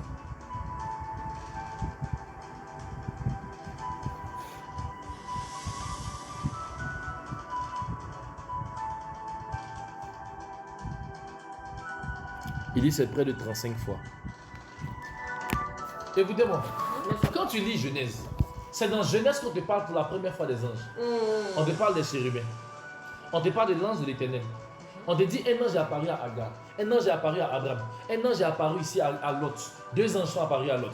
On dit un ange est apparu à Jacob. Un ange est apparu à Isaac. Un ange a accompagné le serviteur d'Abraham pour aller choisir la femme d'Isaac. Un ange est apparu à tel ici. Un ange est apparu à tel ici. Un ange est apparu à tel là-bas. Donc même Adam et Ève ont vu ange. Amen. Amen. Amen, papa. On mentionne tellement les anges dans Genèse pour 2 raisons. Parce que c'est le livre qui parle de l'origine de la création. Et deuxièmement, parce que c'est un prophète qui a écrit. Avance à dire. Et troisièmement, parce que c'est le livre des prophètes. Tout ce qui a trait au prophétique est rattaché aux anges. Oui. Un prophète efficace, c'est un prophète qui est proche de son ange. C'est pourquoi moi, il y a un prophète que j'aime beaucoup dans la Bible. Avance. À part Daniel, c'est Zacharie. Quand tu lis Zacharie du début du livre jusqu'à la fin du livre, on parle des anges. C'est les anges seulement. C'est les anges. Et ce qui me plaît, c'est qu'on présente le ministère angélique dans une autre dimension. On dit il y a des anges qui intercèdent. L'ange est venu négocier pour dire ah Seigneur, depuis là, prophétie que j'ai donnée dans le temps est arrivée, maintenant fait tu as accompli. Ça veut dire qu'il y a des prophéties qui ne s'accomplissent pas parce que les anges n'ont pas encore commencé à parler. Tu n'as pas d'ange qui va venir à emmener ta prophétie à l'accomplissement. Tu vas stagner dans ta vie. Remarquez, comment Dieu peut insulter Moïse de la sorte? Il dit j'entends les cris de mon peuple depuis lors, mais maintenant je suis descendu afin de pouvoir régler leurs cris. Vous ne voyez pas un peu une foutaise un peu de Dieu? Excuse-moi Seigneur. Vous ne voyez pas un peu cette petite foutaise? Lisons ensemble les Écritures. Mon fils, dans Genèse, la Bible dit, Dieu dit, je suis descendu pour aller voir Sodome et Gomorrhe. Depuis, tu as entendu les cris. Pourquoi c'est maintenant que tu descends? Et quand il descend, c'est 2 anges qui vont jeter coup d'œil. Il dit encore à Moïse, je suis descendu. Mais quand il descend, on dit, c'est un ange qui apparaît à Moïse sous la forme d'une flamme de feu dans un buisson. En d'autres termes, à chaque fois que Dieu dit, je suis descendu, c'est parce qu'il a envoyé un ange. Ça veut dire quoi? Tant que Dieu n'a pas envoyé un ange, il n'est pas encore descendu. Il n'est pas encore descendu. Quand le Fils lui-même, Jésus-Christ, est venu, il a fallu des anges avant, des anges pendant et des anges après. Un ange est venu annoncer sa venue. 2 anges sont venus annoncer sa revenue. Parce que quand tu lis Matthieu, on dit un ange est venu annoncer à Marie que Jésus allait naître. Mais quand tu lis Actes des Apôtres, on dit 2 anges, on dit comme il est monté, il va aussi revenir. 2 anges sont venus annoncer sa résurrection. Dis-moi amen bien. Amen. Il n'y a que des anges qui ont confessé et témoigné de Jésus-Christ. C'est la raison pour laquelle la Bible dit, vous verrez désormais le ciel ouvert. Et les anges de Dieu monter descendre dans la vie du Fils de l'homme. Ils ont dit ça dans Jean 1. Dans Jean 2, on dit les parties fait un miracle. Sa renommée s'est répandue. Voici le secret, mon fils. Amen, amen. Amen. Daniel, tu n'as pas une question là-bas? Est-ce que vous n'avez pas une question? D'accord. Essayez de voir. Moi, j'ai une question à vous poser. Tu as une question? Vas-y. Papa, premièrement, tu as dit que c'est possible de travailler avec les anges même qu'on n'est pas proche de Dieu. Oui. Donc, papa, si c'est possible dans ce cas-là, et pour une personne qui n'a pas la foi, est-ce que en dehors de la foi, les anges aussi, on peut travailler avec lui? Je peux te choquer? Choque-moi, papa. Oui. Il y a 2 types de foi. Ma fille, je vais te poser une question. Est-ce que tu fais confiance à Dieu? Honnêtement? Pas Tu mon- crois? Non, non. Est-ce que tu crois que Dieu, c'est une bonne personne? Est-ce que tu crois que Dieu, sa parole est vraie? Est-ce que tu crois que Dieu ne ment pas? Mais c'est la foi qui est là. Ce qui nous fatigue souvent, c'est la foi. C'est notre foi en l'action C'est ça, c'est ça. et non pas en l'intention. Tu crois en l'évangile. Lorsque tu lis, tu n'as jamais dit ça là, je ne crois pas. Tout ce qui est écrit dans la Bible, tu crois en ça. Les anges le savent et ils travaillent avec toi. C'est juste que parfois le doute s'installe dans ton cœur. Le problème de plusieurs, c'est qu'ils ne savent pas qu'on peut avoir la foi et le doute dans le même panier. On peut avoir même encore, je pousse, la foi et le manque de foi dans le même panier. Oui, on peut avoir la foi et l'incrédulité dans le même panier.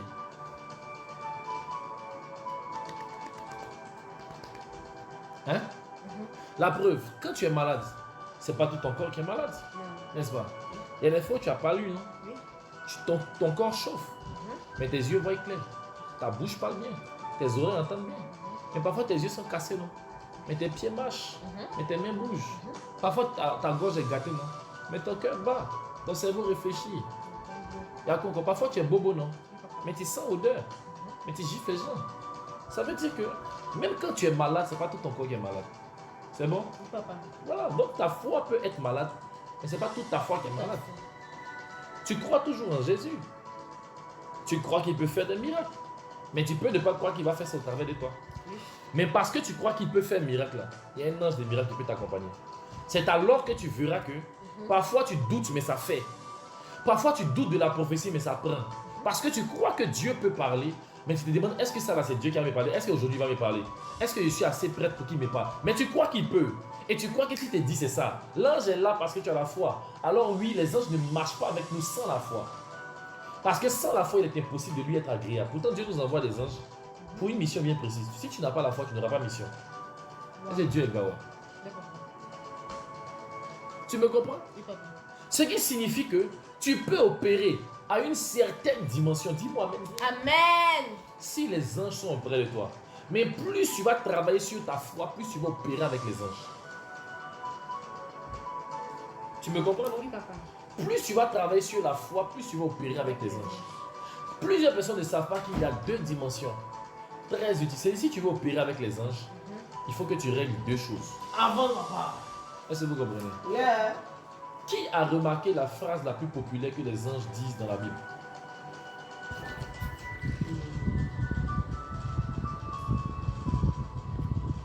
La phrase la plus populaire.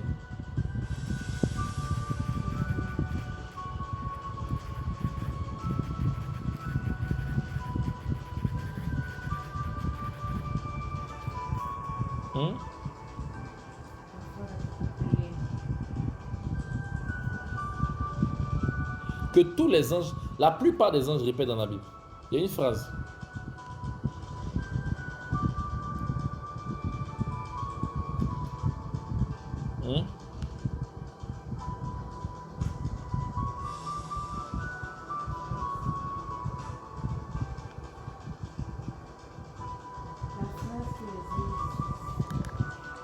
C'est l'un des secrets pour opérer avec les anges. Mais que plusieurs personnes négligent. De vous choquer, c'est quoi? De vous choquer? La phrase, elle n'est pas peur. Les grimpins. Presque à chaque fois qu'ils apparaissent à quelqu'un, ils disent n'est pas peur. Pourquoi? Parce que le monde spirituel, le monde divin n'aime pas la peur. Il y a des gens qui ont fait babadi, médicaments, ils vont vous dire que lorsque les esprits là arrivent, les féticheurs leur disent toujours, faut pas montrer que tu as peur, sinon tu vas devenir fou. Faut pas fuir, faut pas crier, faut pas paniquer.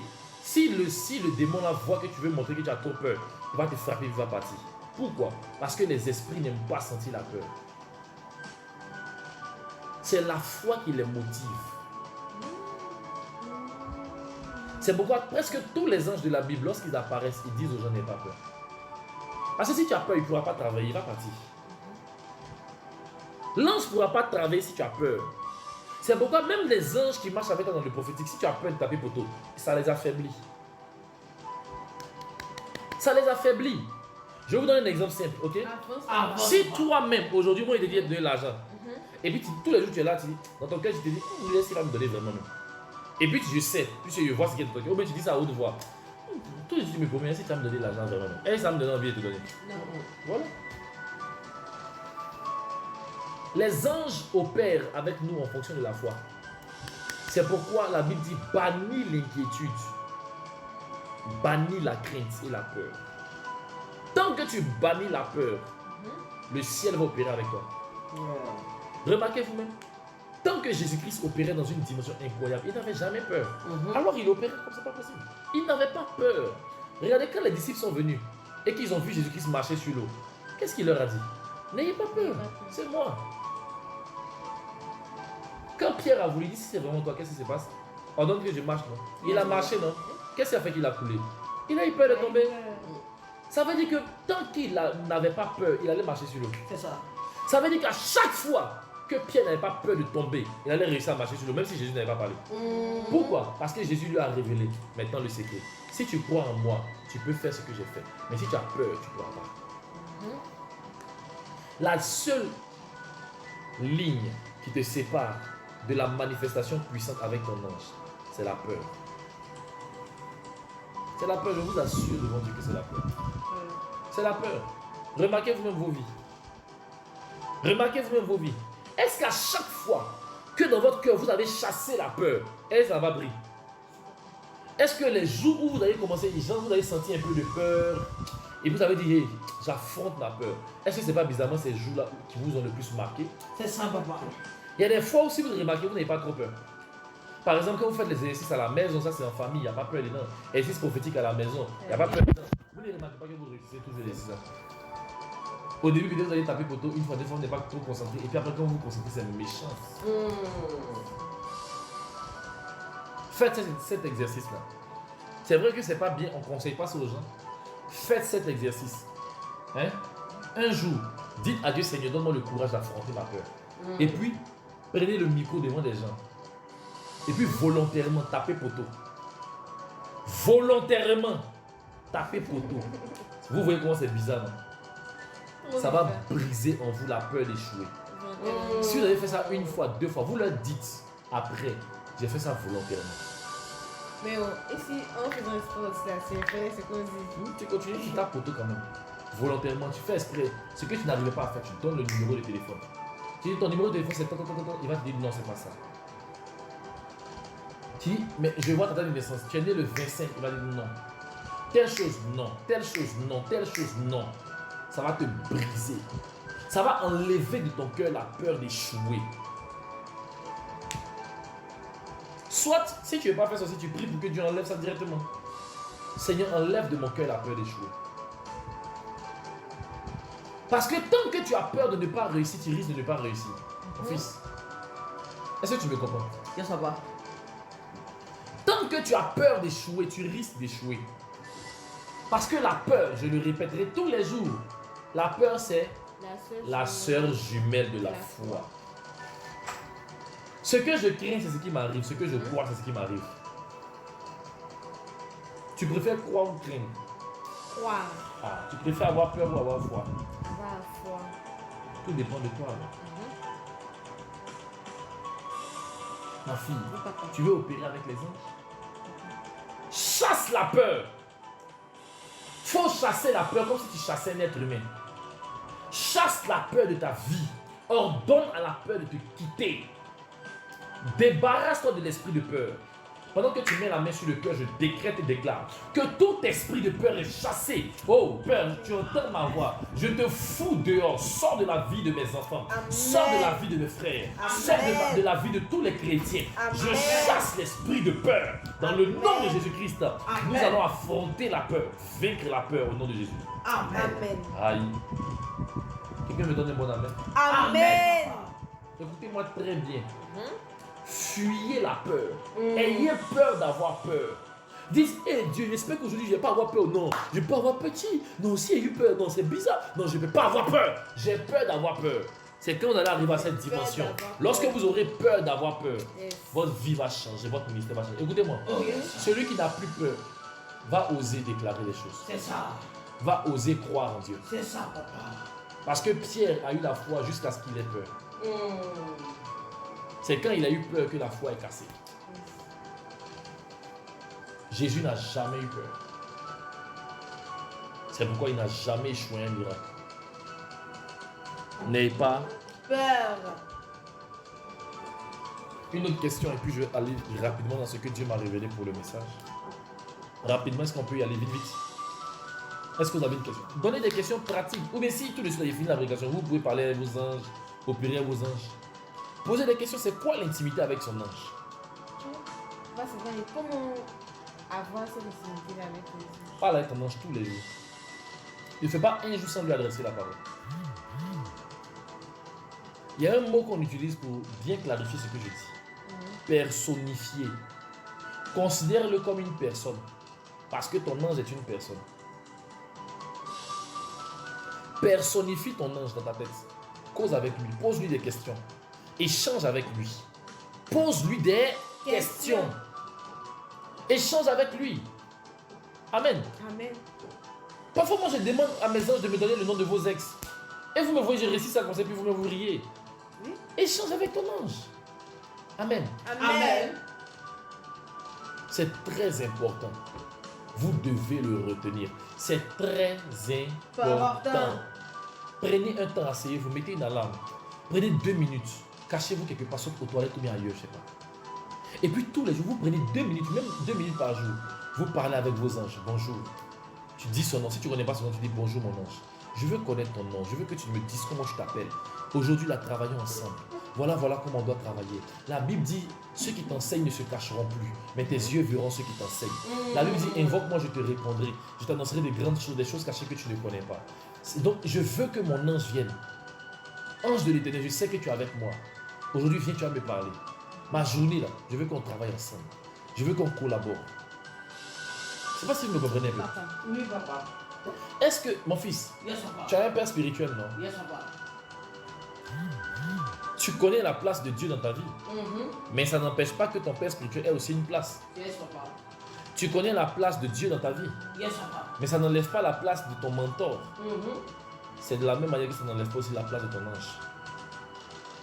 Est-ce que être proche de son père spirituel, c'est une bonne chose? Yes, papa. Oui, papa. Est-ce que être proche de sa femme, c'est une bonne chose? Yes, papa. Très bonne Est-ce que chose. être proche de ses enfants, c'est une bonne chose? Yes, Oui, papa. papa. Est-ce que être proche de ses parents, c'est une bonne chose? Yes, Oui, papa. papa. Est-ce que être proche de ses professeurs, c'est une bonne chose? Yes, Oui, papa. papa. Est-ce que être proche de ses amis, c'est une bonne chose? Yes, papa. Est-ce que être proche de son Dieu créateur, c'est une bonne chose? Yes, Oui, papa. Alors être proche de son ange, c'est aussi une Bonne chose. C'est une bonne chose. C'est une bonne chose. Oui. Dis à ton ange aujourd'hui, la faisons uniforme. Tu veux que je porte quelle couleur aujourd'hui? Et puis va te mettre une couleur en tête. Et puis tu portes la couleur. Tu vas voir. Vous-même, vous allez constater. Je ne parle pas beaucoup. Vous allez constater. Commencez à cultiver une intimité avec vos anges. Votre vie va changer. Votre ministère va changer. Parce que plus tu es proche de ton ange, écoutez-moi très bien. La seule fois où on a vu un homme vouloir adorer un ange dans toute la Bible, parce qu'il y a au moins 10 000 personnes qui ont vu un ange dans la Bible. C'est un seul qui a voulu l'adorer. La seule fois où on a vu un ange vouloir l'adorer, l'ange l'a recadré. Il dit, fais quoi? Adore Dieu. N'ayez pas peur d'adorer vos anges parce que vous n'allez jamais le faire. Même si vous êtes tenté de le faire, les anges vont vous remettre au pas. Ils ne vont jamais prendre votre adoration. Ils ont peur de venir devenir comme Satan. Aïe. C'est vrai. Dieu va les chasser, non? Satan et ses anges combattirent. Ça veut dire que mon fils, même Satan avait besoin d'anges. Je le répète encore. Wow. Même Satan avait besoin d'anges pour oser défier l'armée de Dieu. Mais si Satan a ses anges, et puis toi tu veux combattre Satan mais sans des anges, tu comptes quoi? On dit Michael et ses anges, Satan et ses anges. Puisque Michael est archange, même Michael il a des anges. Quand il dit à l'un va, il va, à l'autre viens, il vient. Même Michael, il a des anges. Satan a des anges. Pourtant, eux aussi sont des anges. Mais tu peux être ange et puis avoir ange. Maintenant, c'est nous, on est fils de Dieu, puis on n'a pas ange. Cher. Même Jésus, même dans la Bible dit, j'ai envoyé mon ange. Où est ton ange? Question, papa. Mais si Jésus qui est ton papa, il peut envoyer son ange. C'est que toi aussi, tu peux envoyer ton ange. Regarde comment Apocalypse, c'est un truc qui a fait beaucoup de... Regarde, Jésus a envoyé son ange pour révéler des choses à ses serviteurs. Regarde comment il a pris. Regarde comment le truc est beau. Toi, tu peux envoyer ton ange pour aller parler à tes enfants pendant que toi, tu dors. Toi, tu peux envoyer ton ange pour aller suivre tes enfants pour venir te faire les rapports. Ou bien, quand Élisée dit à son serviteur Géasi, mon esprit n'était pas absent. Comment il a su? C'est parce que son ange lui a dit, hey, ton fils est en train de faire oui, alors il te montre. Mon fils, Yes, papa. lorsque l'ange se révèle à toi, ou lorsque toi tu pousses l'ange à se révéler à toi par la prière, par la foi, par les déclarations, quand l'ange se révèle à toi, il va te dire 2 choses. Premièrement, qui il est et comment il fonctionne. Voici les 2 choses qui te permettent d'opérer dans le ministère des anges. Avance, papa. L'ange va se présenter à toi. Si ton ange ne s'est pas présenté à toi, c'est qu'il n'est pas prêt à travailler avec toi. L'ange va se présenter à toi et il va te dire sa mission. C'est-à-dire, il va te dire son identité et sa mission. C'est indubitable, c'est obligatoire. Avance, Ils ne font papa. jamais sans. C'est comme ça que ça fonctionne. Et quand il te donne son identité, c'est pour que tu puisses savoir l'identifier et l'appeler quand tu as besoin de lui. Et quand il te donne maintenant sa mission, c'est pour que tu saches où est-ce que tu as besoin de lui.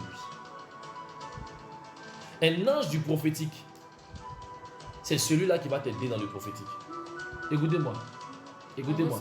Yes, papa. Écoutez-moi. Yes, papa. Un homme de Dieu qui fait beaucoup de jeûnes, beaucoup de prières, beaucoup de consécration, beaucoup d'impartition, beaucoup de tout ça, tout ce qu'il fait, il médite, il fait tout ce qu'il veut, mais qui n'a pas d'ange dans le prophétique. D'ange précis, qui n'est pas proche de son ange dans le prophétique. Je vous dis la vérité. Avance, papa.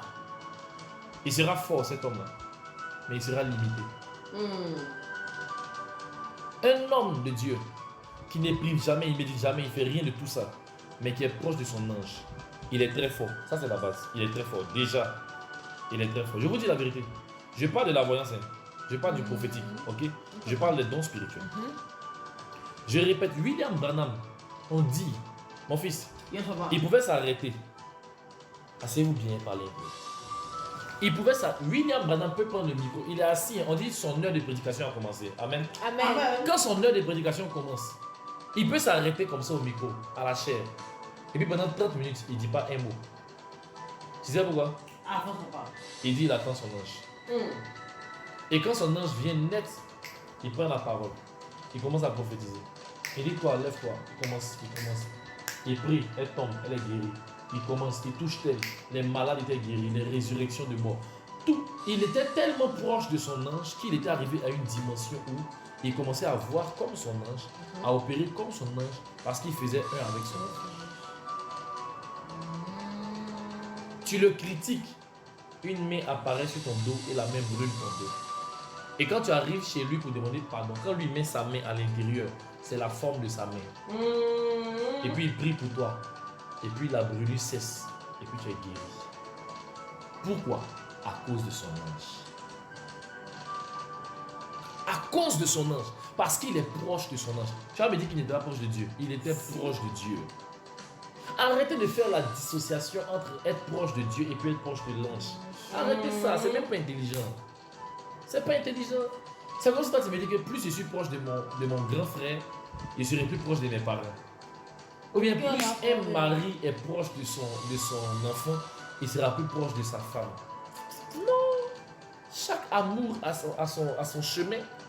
L'amour que j'ai pour ma femme est différent de l'amour que j'ai pour mon fils, est différent de l'amour que j'ai pour mon ami, et est différent de l'amour que j'ai par exemple pour mes parents. Autant l'amour que j'ai pour mon ange est différent de l'amour que j'ai pour mon Dieu et l'amour que j'ai pour mon pasteur. L'honneur et le respect que je leur accorde sont différents. Ah, n'est-ce pas? Oui, papa. C'est ça l'importance de la révélation des choses. Est-ce qu'on se comprend? Oui, papa. Très important. Ce que Dieu m'a révélé, mon fils, Avance, papa. on va prier une seconde. Amen. Avance, Amen. papa. Est-ce qu'on peut commencer à lever la voix et puis je vais commencer à parler sur le Dieu. Lion, the bread of the wheel of God, seeds and shakes and moves. Glory and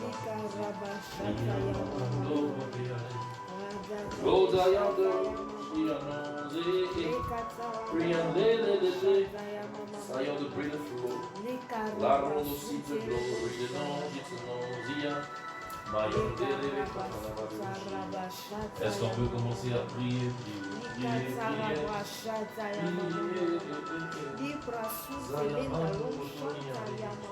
Je vois les anges en train de se déployer. Plusieurs ici sont en train d'écouter la prédication et ils vont sentir leur main chauffer. Ils vont sentir une partie de leur corps chauffer, comme s'il y a un courant dedans, mais comme s'il y a le feu dedans. L'Esprit de Dieu me dit que c'est ton ange qui est en train de se révéler à toi petit à petit. Tu vas entendre dans ton oreille un nom. Ce sera le nom de ton ange. Shebri Maradesh. Shebri Maradesh. It's a real flow. It's a real flow. It's a no. Jesus, the notary, the glory, the bounty. Kind of light of praise. Light of glory, and all the glory, the bounty. Payama, tout est maladie. Est-ce qu'on peut continuer à prier? Est-ce qu'on peut continuer à prier? Jesus, the notary, the glory, the glory, the glory. Amen. Amen. Amen. Je vais vous Amen. donner maintenant, mon fils, Yes, papa. le secret d'un ministère puissant. Amen. Avance, Je vais papa. vous donner maintenant la révélation que Dieu m'a donnée Avant. en ce matin béni. L'Esprit de Dieu m'a choqué, Daniel. Avance. Est-ce que tu sais que la puissance de ton ministère ne dépend pas de Dieu, mais de toi? C'est ce que tu fais qui te rend puissant. C'est pourquoi la Bible dit ton Dieu ordonne que tu sois puissant. On n'a pas dit ton Dieu te rend puissant, on dit il ordonne que tu sois puissant. Ça veut dire que s'il ordonne que tu sois puissant, c'est que c'est à ton niveau. Je peux te choquer? Choque-moi. Est-ce que je peux te choquer? Dieu m'a révélé qu'en réalité, la relation entre nous et notre ange ne dépend pas de lui, mais de nous. Il m'a révélé que c'est ta responsabilité que d'opérer avec tes anges. Il m'a révélé que la présence de tes anges et l'opération, le niveau d'opération de tes anges dépend de toi, pas de Dieu et même pas de ton ange. Si ça ne tenait qu'à Dieu sur tes anges, allaient tout faire pour toi. Si ça ne tenait qu'à tes anges, ils allaient tout faire pour toi. C'est toi maintenant qui donnes accès aux anges. J'ai connu un homme de Dieu qui opère dans une dimension de ministère angélique incroyable. Il a prié pour une femme, elle a ouvert son placard, l'argent est versé dans son placard. Apparition d'argent comme ça. Il a prié pour des hommes, il a prié pour des gens, on a vu des apparitions incroyables, on a vu des miracles incroyables. Je parle du révérend Raoult Afo. Un homme puissant que Dieu utilise dans la guérison, dans les miracles, dans les délivrances, dans les résurrections de morts et dans beaucoup de choses. Un homme puissant. Il prie pour toi, tu auras l'argent. Il prie pour toi, tu seras délivré, visité. C'est Dieu qui l'utilise pour ça, dis-moi amen. Amen. Là, le témoignage de cet homme, c'est que il dit, ce qui fait sa force, c'est qu'il connaît ses anges. Il prie en fonction de ses anges. Quand il déclare une parole sur la base de deux choses. Un, sur la base de l'écriture, des écritures, et deuxièmement sur la base de ses anges. Quand il prie pour toi pour la prospérité, il leur donne à son ange de te rendre prospère. Quand il prie pour toi pour la guérison, il leur donne à l'ange de la guérison de te guérir. Quand il prie pour toi pour tous ces aspects-là, c'est parce qu'il y a un ange pour chacun de ces aspects. Alors il a bâti son ministère sur Jésus-Christ et sur l'héritage du salut, c'est-à-dire les anges. Parce que tous ceux qui descendaient d'Abraham, ils ont vécu avec les anges. L'héritage d'Abraham, c'est aussi les anges. Ne l'oubliez jamais. Dieu a promis, je le répète encore, Dieu a promis pendant des années, j'étais en 24 ans mon fils. Il a promis pendant 24 ans à Abraham. Le jour où on a vu Abraham causer avec deux anges, ça va commencer. Avance, papa. Écoutez-moi très bien. Ta relation avec tes anges dépend de toi. Il aurait pu laisser les gars là partir. Il a dit non, vous ne dépassez pas mon maison, venez manger. Pourquoi? Il a voulu entretenir la relation entre Dieu et ses anges. L'autre a fait la même chose. Il dit vous ne dépassez pas ma maison, venez manger. Pourquoi? Est-ce que sa famille a été brûlée? Non. Est-ce que sa famille a été tuée? Merci beaucoup. La relation entre toi et tes anges dépend de toi. C'est ce que tu fais qui active le ministère des anges autour de toi. Raoult Afo dit il déclare des paroles sérieuses. Avance, papa. Joël Fossitato dit son ministère a commencé quand l'ange est apparu. Dieu est avec toi, il t'aime. Est-ce qu'il t'aime pas? Il t'aime, tu n'es pas le seul qui l'aime. Mais pourquoi il y en a qui font et puis d'autres ne font pas? Ce n'est pas une question d'amour, hein. C'est une question d'ange. Il y a des gens qui ont reçu des promesses plus grandes que pour toi. Mais le point c'est que quand leurs anges sont venus dans leur vie, ils ne travaillent pas avec eux. J'ai causé avec un homme de Dieu, un voyant, que je nomme beaucoup, que j'aime. C'est un de mes préférés même. C'est un de mes frères dans la voyance. Amen. Amen. Vous savez, lui et moi on a parlé, vous savez ce qu'il m'a dit? Quoi, papa? Il m'a dit voici le secret de son ministère. Il a beaucoup de codes du ministère, mais voici un secret de son ministère. C'est que lui, il parle avec son ange. Il dit à Dieu Seigneur, je veux que mon ange soit auprès de moi. Et il m'a demandé, mais pourquoi la plupart des gens, quand les gens prient, la plupart du temps, ils ne mentionnent pas le nom de leur ange. Pourtant, tout ça, ça aide aussi la prière à être encore plus puissante. Alors il dit, comme lui, c'est bien là devant du temps, il dit Seigneur, que mon ange tant m'accompagne dans la voie, qu'il fasse tant et tant. Il prie sincèrement pour que son ange lui révèle des choses et l'accompagne dans le service de voyance qu'il va tenir. Il dit, à cause du fait qu'il demande à son ange de l'accompagner dans la prière qu'il fait à Dieu, quand il arrive, on sait tout ce qui se passe. On sait tout ce qui se passe. Pourquoi? Parce qu'il a sollicité la présence de son ange. Et lui, ça veut dire quoi? Il est beaucoup proche de son ange. Donc son ange lui fait des révélations. Est-ce qu'on se comprend? Est-ce qu'on se comprend? C'est tout. Aussi simple que ça. Aussi simple que ça. La Bible déclare qu'un ange est venu auprès de Jésus-Christ et l'a fortifié. Combien aujourd'hui dans le monde ont besoin de fortification? Combien d'hommes de Dieu ne sont pas dans la dépression? L'ange est venu, il a vu Élie dans la dépression. il est venu le fortifier. L'ange voit Jésus dans la dépression, il vient le fortifier. Parce que Jésus est dans la dépression, il dit il voulait passer à la croix.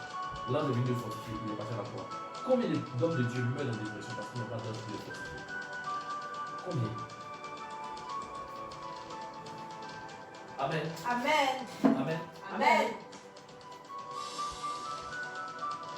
Est-ce qu'on peut avancer? C'est ainsi que la parole de Dieu nous enseigne. La parole nous enseigne. Tu ne peux pas entrer à un certain niveau de gloire s'il n'y a pas d'ange auprès de toi pour t'assister. C'est faux. Sinon, pourquoi on moine les rois? Hein? Pourquoi on donne l'onction au roi? Est-ce que le roi a besoin d'onction? Il est roi, non? On met huile sur sa tête, pourquoi encore? C'est pour que les anges viennent le servir. Parce que tu as besoin de serviteurs physiques. Un roi qui n'a pas de serviteurs, c'est pas un roi. On reconnaît un roi par sa capacité à se faire obéir. S'il n'y a pas de serviteurs autour de lui, sa royauté, c'est quoi? Maintenant, comment toi tu dis que toi tu es un roi de Jésus et puis il n'y a pas de serviteurs autour de toi? La Bible dit il a fait de nous un peuple de rois et de sacrificateurs. Les rois ont des anges, les sacrificateurs ont des anges. Où sont tes anges? Où sont tes anges? Où sont tes anges? Tu es pasteur, pendant que toi tu dors là, qui veille sur tes brebis? Où sont tes anges? Tu es prophète, pendant que toi tu dors là, qui t'envoie les informations? C'est sûr, papa. Tu es évangéliste, quand tu finis de prêcher là, qui soutient derrière? Qui? Où sont tes anges? Où sont les anges qui vont aller derrière chaque âme que tu as gagnée pour faire un suivi? Mais c'est qui les moissonneurs? La Bible dit les moissonneurs, ce sont les anges. Un ministère qui n'a plus d'impact, c'est un ministère qui n'a plus d'ange. Avant son papa. Leurs anges peuvent être là et puis ils font rien. Vous savez ça? Vous savez ça? Un ange peut être là et puis il fait rien. Tu sais ça? Pourquoi? Jacques était là et puis il est mort. Il n'y avait pas d'ange dans l'église. Jacques aussi n'avait pas reçu ange. Il avait bien reçu ange. Ananias et Saphira, les anges les ont laissé faire des bêtises. Oui. Ils avaient reçu ange. Pourquoi? Attends. L'ange de Pierre était là et puis ils ont mis Pierre en prison. On dit le démon le tue. On dit l'église a commencé à prier. Et puis l'ange a commencé à se manifester. Si l'église ne priait pas, peut-être que Pierre allait mourir aussi. Mais Paul était là. Et puis il a commencé à adorer, puis l'ange est venu. Et déclenchez vos anges. Déclenchez vos anges. Il n'a pas dit de demander je vous donnerai. Est-ce que Jésus ne connaît pas? Il ne s'est pas conjugué. Quand il veut donner, il dit demandez ce que vous voudrez et cela vous sera accordé. Il a dit non. Maintenant, il y a un passage où il a dit tout ce que vous demanderez en mon nom, je le ferai. Je le ferai. Il s'est dit s'il a dit et l'on vous donnera, c'est qu'il ne parlait pas précisément de lui. Il y a des gens qui te demandent, ils te donnent parce qu'ils sont là pour te servir. Les anges ont été envoyés pour exercer un ministère en notre faveur. Nous avons besoin des anges. Et ils ont besoin de rendre service auprès de nous. Parce que leur récompense auprès de Dieu dépend du service qu'ils nous rendent. Alors ils doivent nous rendre un service efficace. C'est leur mentalité. La plupart de nous, ici, des anges sont montrés à nous. Certains ont la grâce de les voir. D'autres n'ont pas la grâce de les voir. Mais ils doivent activer cette grâce. Ne laissez pas. Vous devez voir vos anges. Même si vous ne les avez pas vus physiquement, vous devez les voir à l'œuvre. Donnez-leur des missions. Seigneur, que mon ange fasse ceci et cela. Seigneur, oriente mon ange dans telle et telle direction. Seigneur, je prie que mon ange fasse ceci et cela. Demandez ça dans la prière. Amen. À partir d'aujourd'hui, commencez à opérer avec vos anges. Avance, papa. Chaque jour que Dieu fait, maudissez la peur. Chassez la peur. Soyez conscient que la peur vous bloque et vous paralyse. Avance, allez. Chassez vos anges. Pardonnez. C'est vaincu dans Jésus. Chassez la peur. Amen. Ce n'est pas à vous de chasser les démons. Les anges chassent les démons.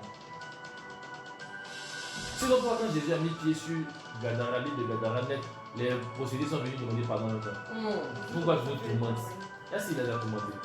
Ah ouais. Les anges. Tu ne sais pas. Quand vous êtes les pieds, vous voyez qu'on dit que quelqu'un est venu, il a voulu manger, et puis un coup l'assiette est tombée par terre, ça s'est cassé.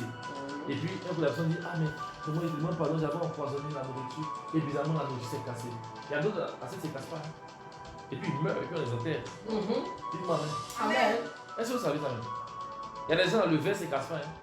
et puis ils boivent et puis ils meurent. Hein. Mais ça, papa. Mais pourquoi pour certains vers se cassent, d'autres vers se cassent pas? Pourquoi pour certains telle chose se passe, d'autres telle chose se passe pas? Parce qu'il y en a les anges. Même si, et puis même si toi tu es opéré dans la grâce, écoutez-moi.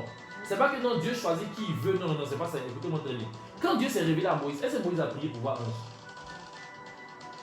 Citez-moi dans la Bible tous ceux qui n'ont jamais prié pour voir ange. Jésus. Oui. Zacharie. Oui. Jérémie. Daniel. Je vais vous choquer. Merci beaucoup. Il y avait une promesse sur leur tête. Marie, elle était descendante de Lévi. Elle devait accoucher le Messie. Comme Ésaïe a prophétisé en disant quoi? La Vierge sera enceinte. La Vierge Marie devait être enceinte. Alors l'ange devait venir à la maison. Il y avait une prophétie qui a conduit l'ange auprès de Marie. La Bible dit quoi? Vous pensez que c'est simple? La Bible dit qu'il y avait un homme qu'on appelle Simeon. Il y avait une femme qu'on appelle Anne. Les deux étaient prophètes et prophétesses. C'est eux qui ont intercédé jusqu'à pour que le Messie naisse. C'est à cause d'eux que Marie est tombée enceinte. La prière déclenche les anges. C'est pourquoi, écoute-moi très bien, si tu veux que les anges de Dieu se manifestent dans ta vie, fais deux choses. Premièrement, prie pour ta vie. Deuxièmement, trouve quelqu'un qui a prié pour ta vie. Tu veux avoir une vie efficace, un ministère efficace, trouve des gens qui vont prier pour toi. Si tu peux économiser 1000 francs chaque semaine, 500 même, ah, ma soeur, moi je veux te faire ce transfert d'unité, 500. Je te fais connexion 500. Je te demande une seule chose, prie pour moi. Ah, tu es une intercesseuse, mais prie pour moi. Tu lui envoies des cadeaux, des petits cadeaux, tu lui fais des offrandes, prie pour moi. Si tu trouves quelqu'un qui prie pour toi, les anges de Dieu seront efficaces. Vous savez pourquoi? Je vais vous expliquer. Parce que les anges dans l'Ancien Testament, la Bible nous révèle que dans l'Ancien Testament, les anges dépendaient de la parole de Dieu, vrai ou faux? Mais dans le Nouveau Testament, montrez-moi un verset où on dit que les anges dépendent de la parole de Dieu. Les anges dépendent de la parole des saints. Mais c'est ce que Dieu me disait ce matin. Il m'a dit, maintenant c'est à vous de parler. Même si moi, Dieu, je parle, mes anges vont partir faire, mais ça n'a pas de poids. Ce ne sont plus mes anges, ce sont vos anges. Ce sont vos anges. Jésus, dans Matthieu, il disait, il y a de la joie devant les anges de mon Dieu. Pour une seule personne qui se convertit. Dans l'Apocalypse, il dit mon ange. On dit c'est l'ange de Pierre. Maintenant, ce sont vos anges. Ce ne sont plus les anges de Dieu seulement, ce sont vos anges aussi. Parce que maintenant, quand Jésus-Christ ressuscite, il nous rend héritiers. Nous tous, on est dans l'héritage. Alors, quand tu rentres dans l'héritage, ce sont tes anges. On dit c'est l'ange de Pierre. C'est l'ange de Pierre. Paul fait naufrage. Un ange lui apparaît et dit aucun d'entre vous ne mourra. Vous tous vous serez sauvés, vous allez atteindre la rive. Mais le bateau lui sera détruit. Et exactement cela se passe. Le bateau est détruit. Et puis, personne ne meurt. Ça ne vous rappelle rien? Prédit l'avenir comme ça avec précision.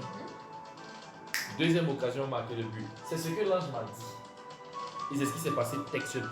C'est-à-dire, dès que j'ai dit à la deuxième occasion, marquer le but, net première occasion. En même temps, deuxième occasion. Il dit, commencez à vous lever en même temps. But. Automatiquement. Même si je doutais, c'est que ça allait se réaliser. Est-ce que tu sais que je doutais? Et que je transpirais? Parce qu'il est fini de parler. Mais comme je sais aussi d'où ça me vient, que c'est pas moi, je l'ai vu venir, il a mis un papier devant moi, il a dit 2. C'est juste le chiffre 2 qu'il a dit. Et dans mon esprit, j'ai su qu'il voulait dire à la deuxième occasion, il y aura but. Et que le match allait se terminer avec 2 buts. Et le match s'est terminé avec 2 buts. Waouh. Je ne sais pas si tu me comprends. Pourquoi? Moi j'ai prié, j'ai vu mon ange sur le terrain, Gaïa comme ça. Sur le terrain. Moi, c'est qui? Je suis un homme qui a un ange. Je ne sais pas si vous me comprenez.